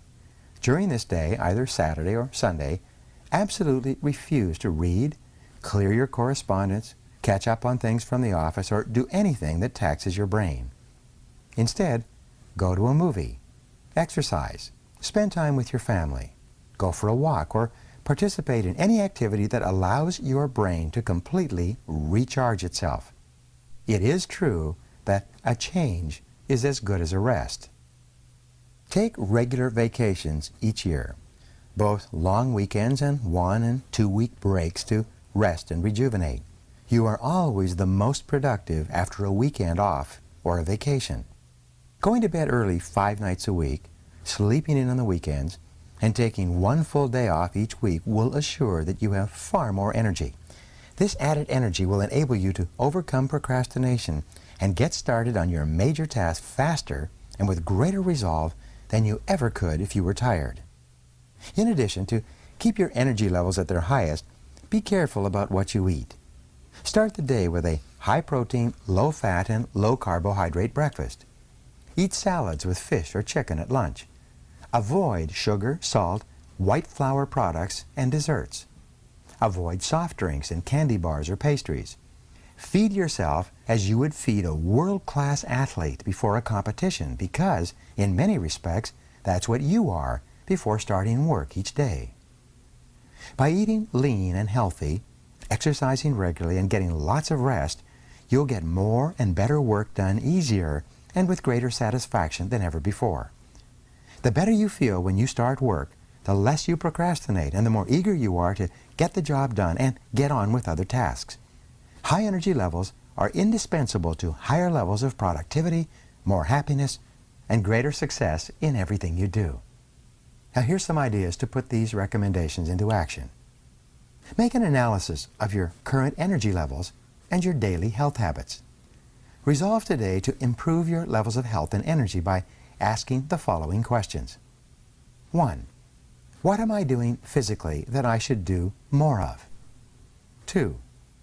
What am I doing that I should do less of? 3. What am I not doing that I should start doing if I want to perform at my best? 4. What am I doing today that affects my health that I should stop doing altogether? Whatever your answers are to these questions, take action today. Chapter number 15. Motivate yourself into action. Antoine de Saint-Exupéry once wrote, "It is in the compelling zest of high adventure and of victory and of creative action that man finds his supreme joys." To perform at your best, you must become your own personal cheerleader. You must develop a routine of coaching yourself and encouraging yourself to play at the top of your game. Fully 95% of your emotions, positive or negative, are determined by how you talk to yourself on a minute-to-minute basis. It's not what happens to you, but the way that you interpret the things that are happening to you that determines how you feel. It is your version of events that largely determines whether they motivate or demotivate you, whether they energize or de-energize you. To keep yourself motivated, you must resolve to become a complete optimist. You must determine to respond positively to the words, actions, and reactions of the people and situations around you whenever possible. You must refuse to let the unavoidable difficulties and setbacks of daily life affect your mood or emotions. Your level of self-esteem, how much you like and respect yourself, is central to your levels of motivation and persistence.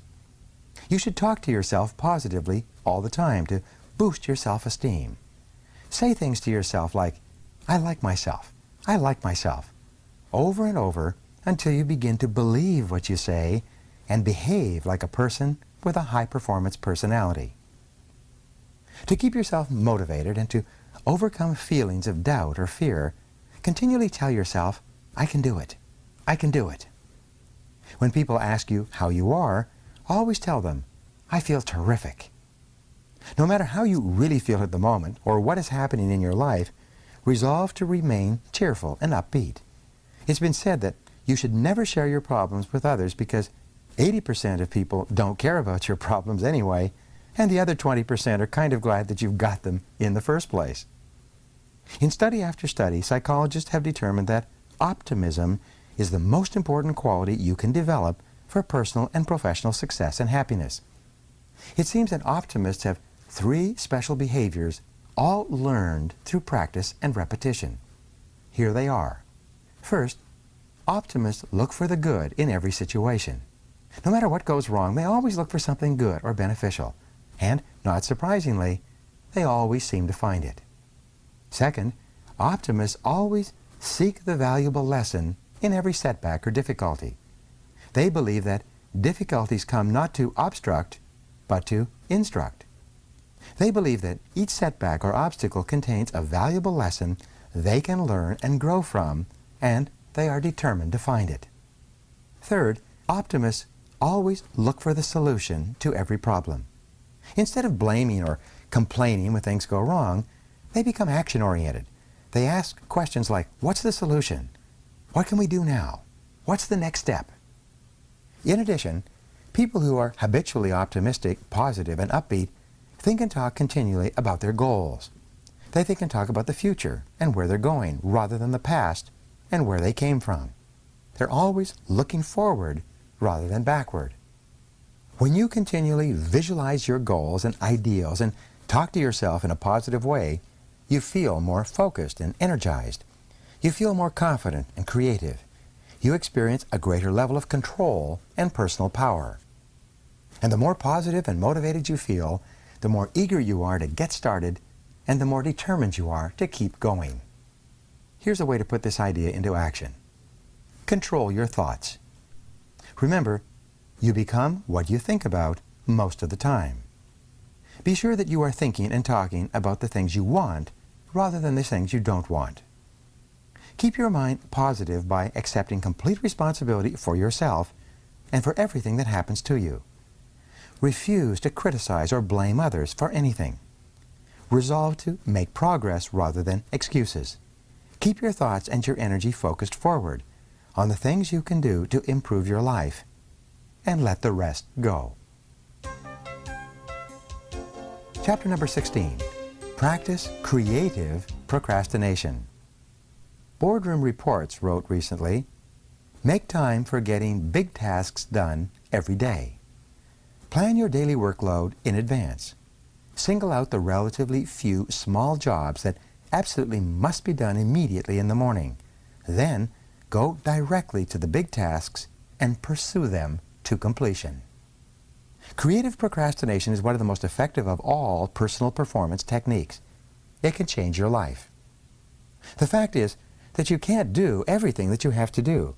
You have to procrastinate on something. So put off eating smaller or less ugly frogs. Eat the biggest and ugliest frogs before anything else. The difference between high performers and low performers is largely determined by what they choose to procrastinate on. Since you must procrastinate anyway, decide today to procrastinate on low-value activities.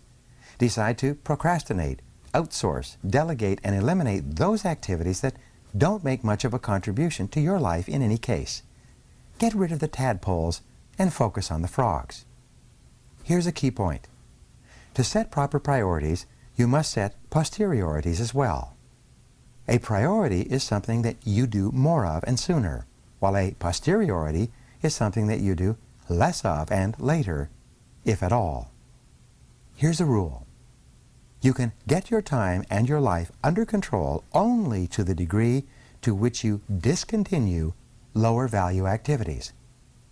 One of the most powerful of all words in time management is the word no. Say no to anything that is not a high value use of your time and your life. Say it early and say it often. The fact is that you have no spare time. As we say, your dance card is full. For you to do something new, you must complete or stop doing something old. Getting in requires getting out. Picking up means putting down. Creative procrastination is the act of thoughtfully and deliberately deciding upon the exact things you are not going to do right now, if ever. Most people engage in unconscious procrastination. This means that they procrastinate without thinking about it. As a result, they procrastinate on the big, hard, valuable, important tasks that can have significant long-term consequences in their lives and careers. You must avoid this common tendency at all costs. Your job is to deliberately procrastinate on tasks that are of low value so that you have more time for tasks that can really make a difference in your life and work. Continually review your duties and responsibilities to identify time-consuming tasks and activities that you can abandon with no real loss. This is an ongoing responsibility for you that never ends. For example, a friend of mine when he was single was an avid golfer. He liked to golf 3 or 4 times a week, 3 to 4 hours each time. Over a period of years, however, he started a business, got married, had 2 children. But he still played golf 3 or 4 times a week until he finally realized that his time on the golf course was causing him enormous stress at home and at the office. It was only by abandoning most of his golf games that he could get his life back under control. Review your activities outside the office to decide which ones are not important. Cut down on television watching and spend the time saved with your family, reading, exercising, or doing something that enhances your life. Look at your work activities and identify the tasks that you could delegate or eliminate to free up more time for the work that really counts. Begin today to practice creative procrastination, to set posteriorities wherever and whenever you can. This decision alone could change your life. Here's an exercise for you. Practice zero-based thinking in every part of your life. Ask yourself continually, if I was not doing this already, knowing what I now know, would I get into it again today?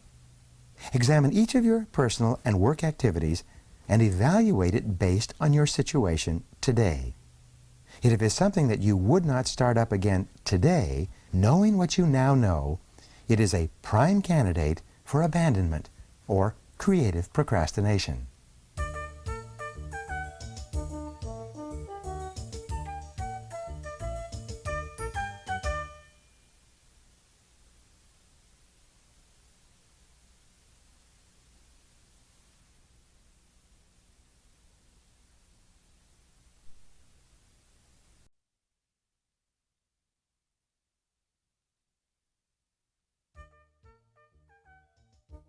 Chapter 17. Do the most difficult task first. Sir Thomas Fowell Buxton once wrote, "The longer I live, the more I am certain that the great difference between men, between the feeble and the powerful, between the great and the insignificant, is energy, invincible determination, a purpose once fixed, and then death or victory."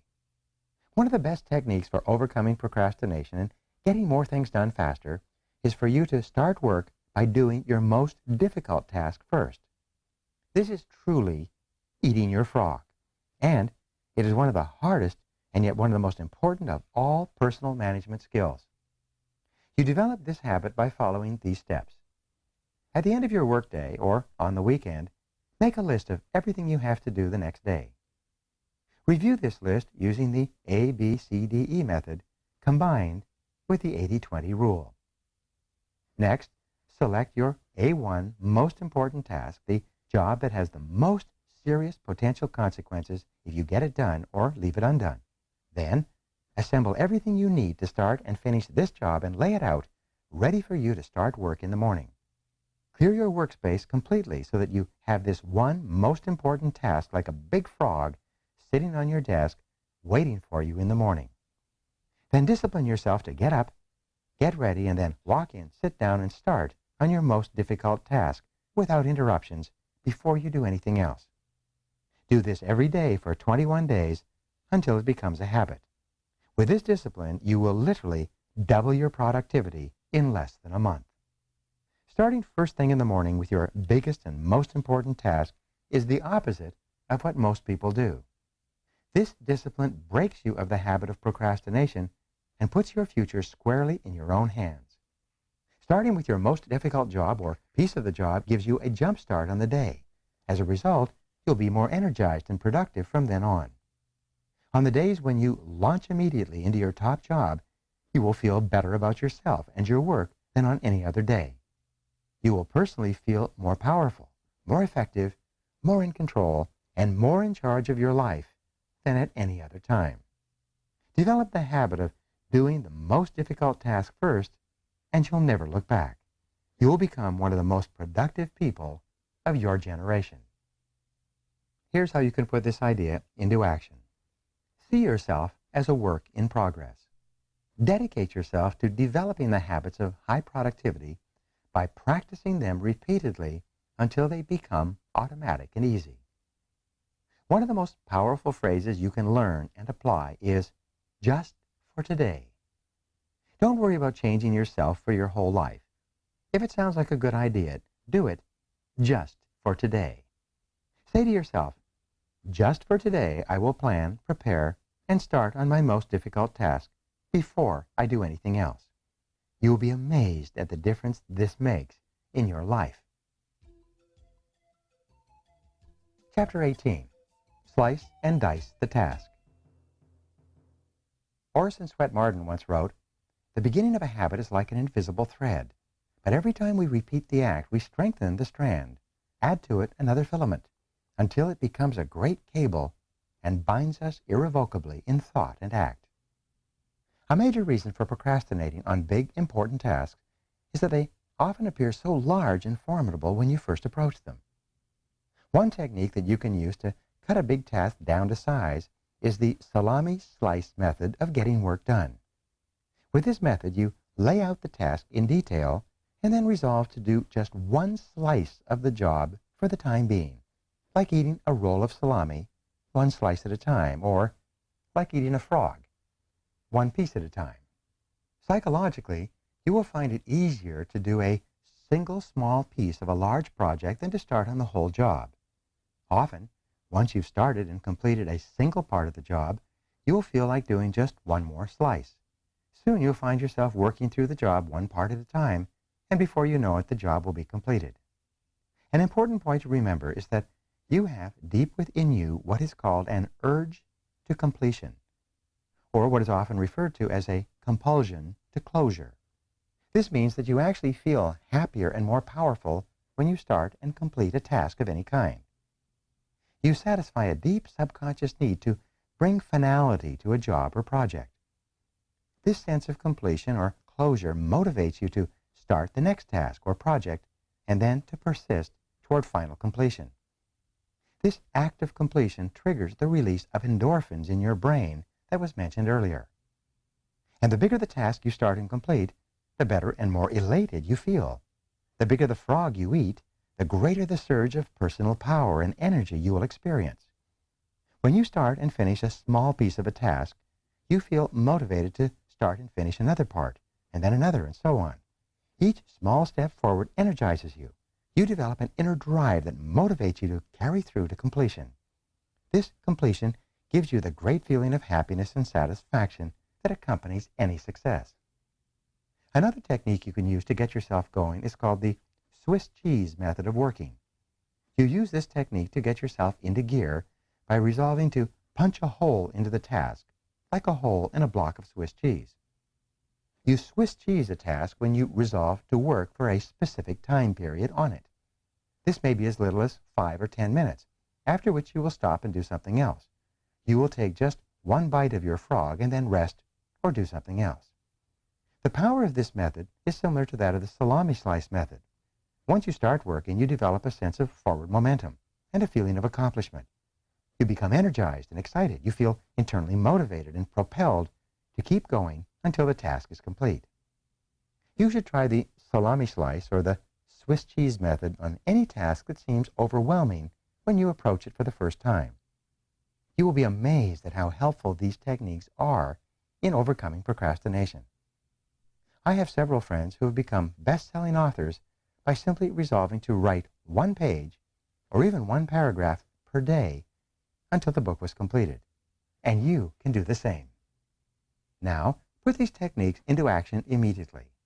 Take a large, complex, multitask job that you've been putting off and either salami slice or Swiss cheese it to get it started. A common quality of successful, happy people is that they are action-oriented. When they hear a good idea, they take action on it immediately to see if it can help them. Don't delay. Try it today. Chapter 19. Create large chunks of time. Needle Cabine once wrote, "Nothing can add more power to your life than concentrating all of your energies on a limited set of targets." The strategy of creating large chunks of time requires a commitment from you to work at a scheduled time on large tasks. Most of the really important work you do requires large chunks of unbroken time to complete. Your ability to create and carve out these blocks of high-value, highly productive time is central to your ability to make a significant contribution to your work and to your life. Successful salespeople set aside a specific time period each day to phone prospects. Rather than procrastinating or delaying on a task that they don't particularly like, they resolve that they will phone for 1 solid hour, between 10 and 11 a.m., for example, and they then discipline themselves to follow through on their resolutions. Many business executives set aside a specific time each day to call customers directly to get feedback. Some people allocate specific 30 to 60-minute time periods each day for exercise. Many people read great books, 15 minutes each night before retiring. In this way, over time, they eventually read dozens of the best books ever written. The key to the success of this method of working in specific time segments is for you to plan your day in advance and specifically schedule a fixed time period for a particular activity or task. You make work appointments with yourself and then discipline yourself to keep them. You set aside 30, 60, and 90-minute time segments that you use to work on and complete important tasks. Many highly productive people schedule specific activities in pre-planned time slots all day long. These people build their work lives around accomplishing key tasks one at a time. As a result, they become more and more productive and eventually produce 2 times, 3 times, and 5 times as much as the average person. A time planner, broken down by day, hour, and minute, organized in advance, can be one of the most powerful personal productivity tools of all. It enables you to see where you can consolidate and create blocks of time for concentrated work. During this working time, you turn off the telephone, eliminate all distractions, and work nonstop. One of the best work habits of all is for you to get up early and work at home in the morning for several hours. You can get 3 times as much work done at home without interruptions as you ever could in a busy office where you are surrounded by people and bombarded by phone calls. When you fly on business, you can create your office in the air by planning your work thoroughly before you depart. When the plane takes off, you can work nonstop for the entire flight. You will be amazed at how much work you can go through when you work steadily in an airplane without interruptions. One of the keys to high levels of performance and productivity is for you to make every minute count. Use travel and transition times, what are often called gifts of time, to complete small chunks of larger tasks. Remember, the pyramids were built 1 block at a time. A great life and a great career is built 1 task, and often 1 part of a task, at a time. Your job in time management is to deliberately and creatively organize the concentrated time periods you need to get your jobs done well and on schedule. Here's some ways to apply this idea.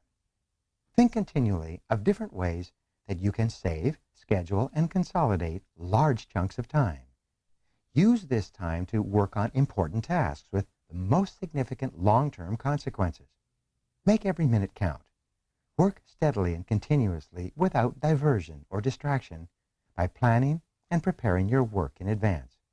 most of all, keep focused on the most important results for which you are responsible. Chapter number 20, Develop a Sense of Urgency. Napoleon Hill once wrote, "Do not wait. The time will never be just right. Start where you stand and work with whatever tools you may have at your command, and better tools will be found as you go along." Perhaps the most outwardly identifiable quality of a high-performing man or woman, as I mentioned earlier, is action orientation. Highly productive people take the time to think, plan, and set priorities. They then launch quickly and strongly toward their goals and objectives.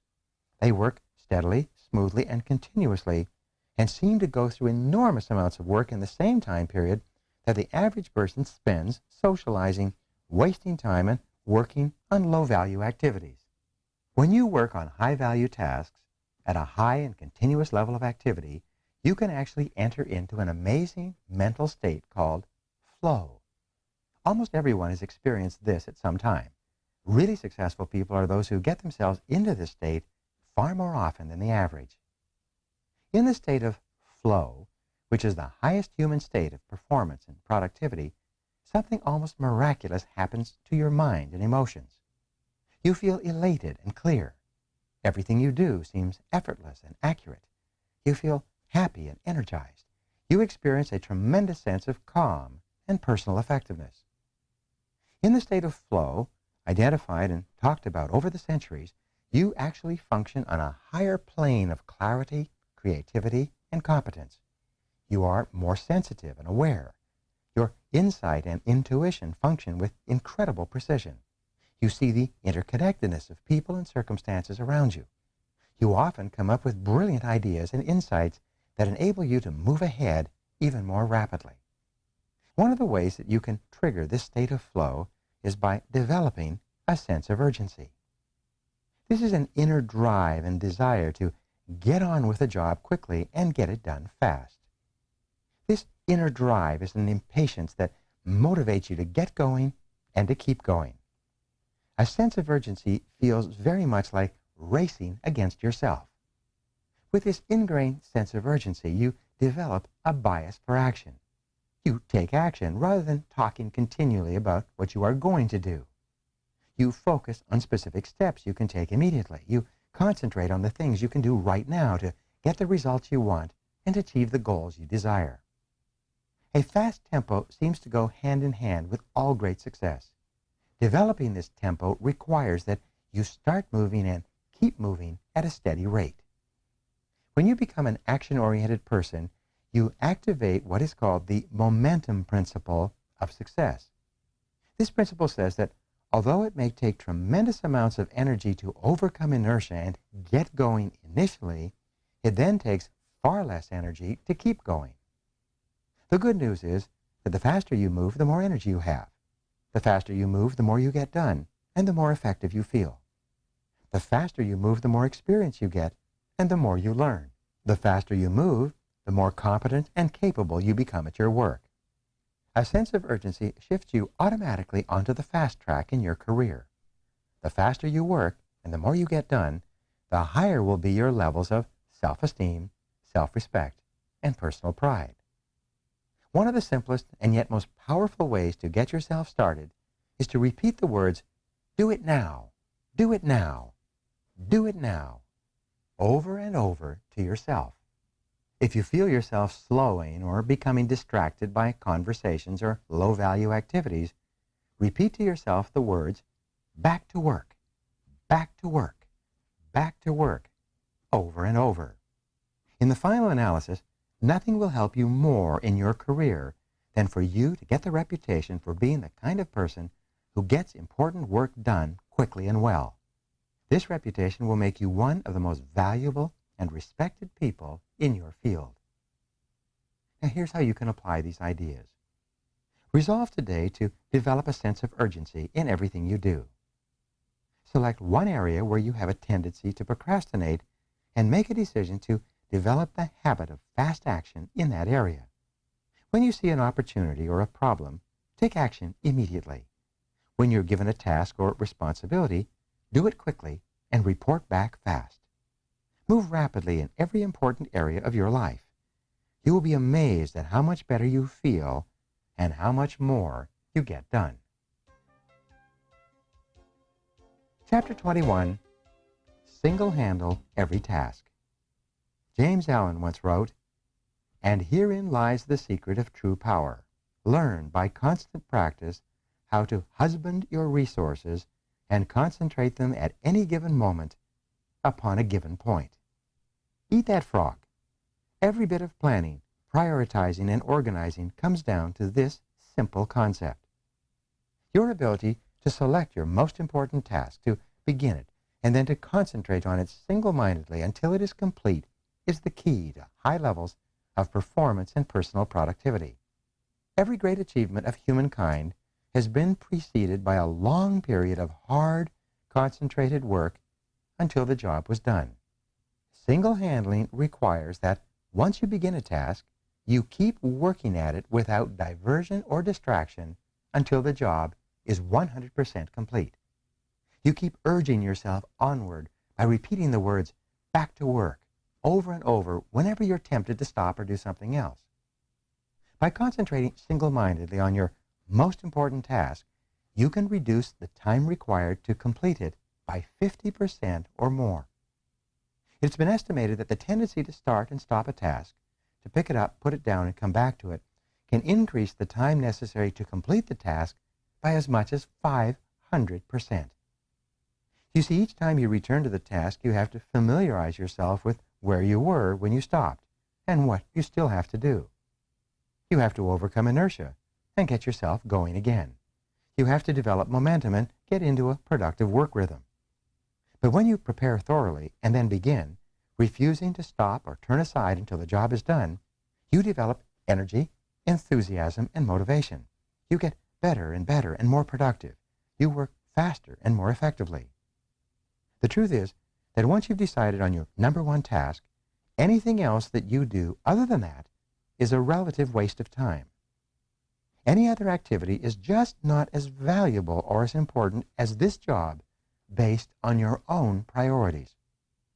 The more you discipline yourself to working nonstop on a single task, the more you move forward along the efficiency curve. That means you get more and more high-quality work done in less and less time. Each time you stop working, however, you break this cycle and move backward on the curve to where every part of the task is more difficult and time-consuming. Elbert Hubbard defined self-discipline as the ability to make yourself do what you should do, when you should do it, whether you feel like it or not. In the final analysis, success in any area requires tons of discipline. Self-discipline, self-mastery, and self-control are the basic building blocks of character and high performance. Starting a high-priority task and persisting with that task until it is 100% complete is the true test of your character, your willpower, and your resolve. Persistence is actually self-discipline in action. The good news is that the more you discipline yourself to persist on a major task, the more you like and respect yourself, and the higher is your self-esteem. And the more you like and respect yourself, the easier it is for you to discipline yourself to persist even more. By focusing clearly on your most valuable task and concentrating single-mindedly until it is 100% complete, you actually shape and mold your own character. You become a superior person.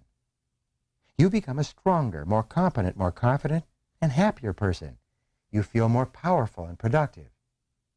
You eventually feel capable of setting and achieving any goal.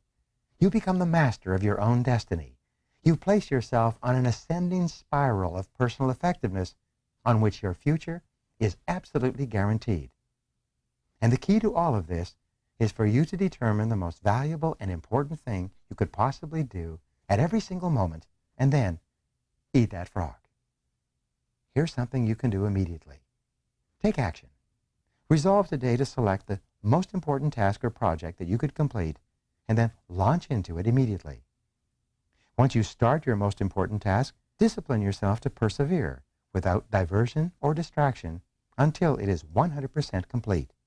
See it as a test to determine whether you are the kind of person who can make a decision to complete something and then carry it out. Once you begin, refuse to stop until the job is finished. Now here's the conclusion, and let's put it all together.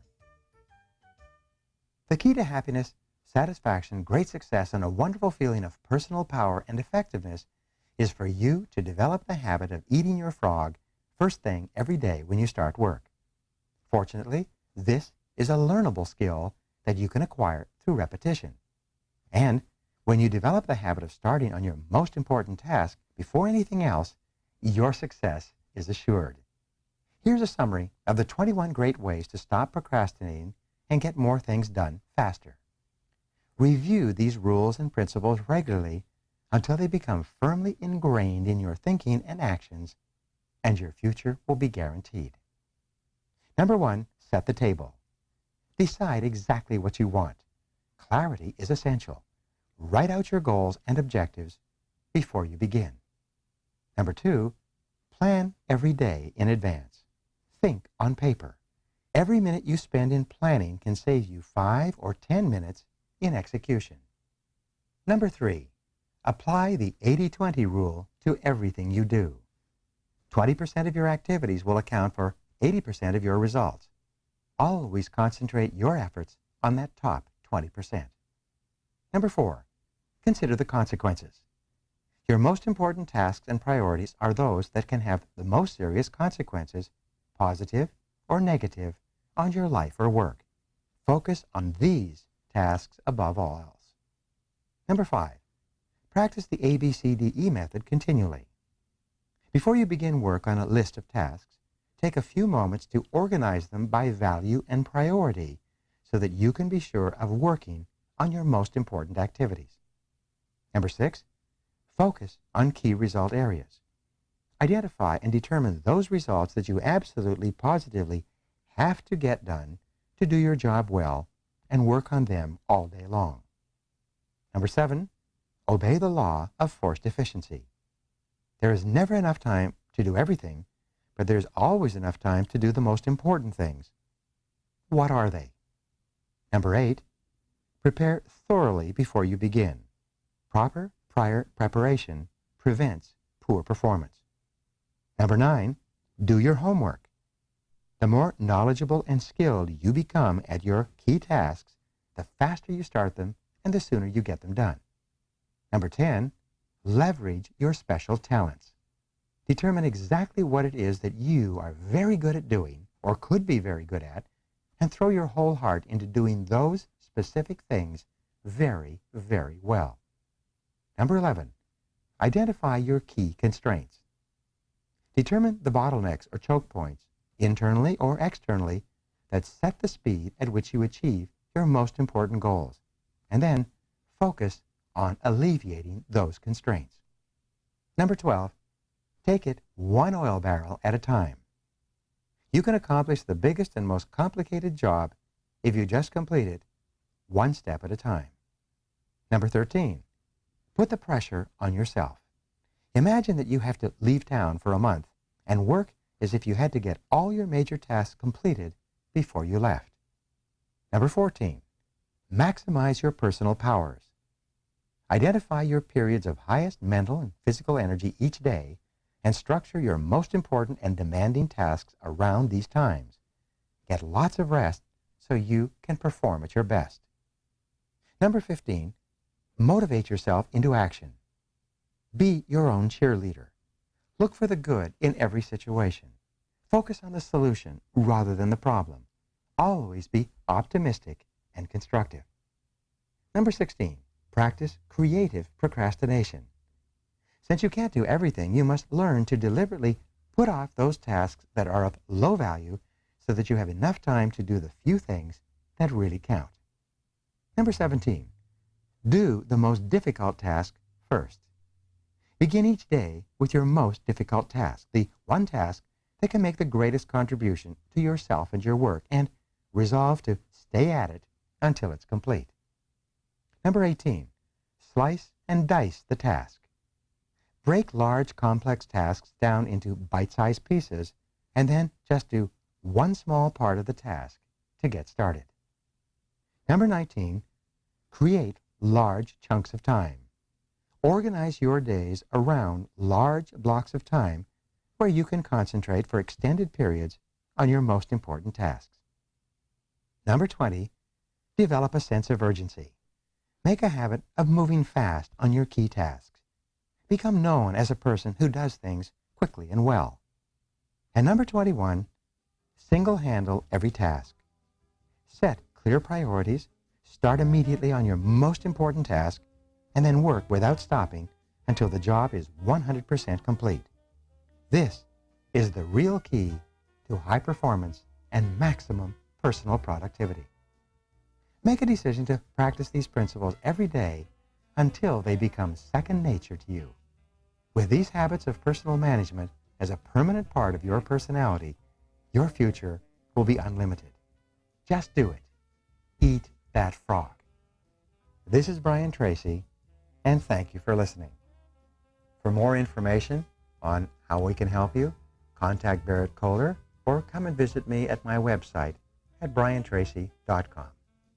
Good luck in eating your frog.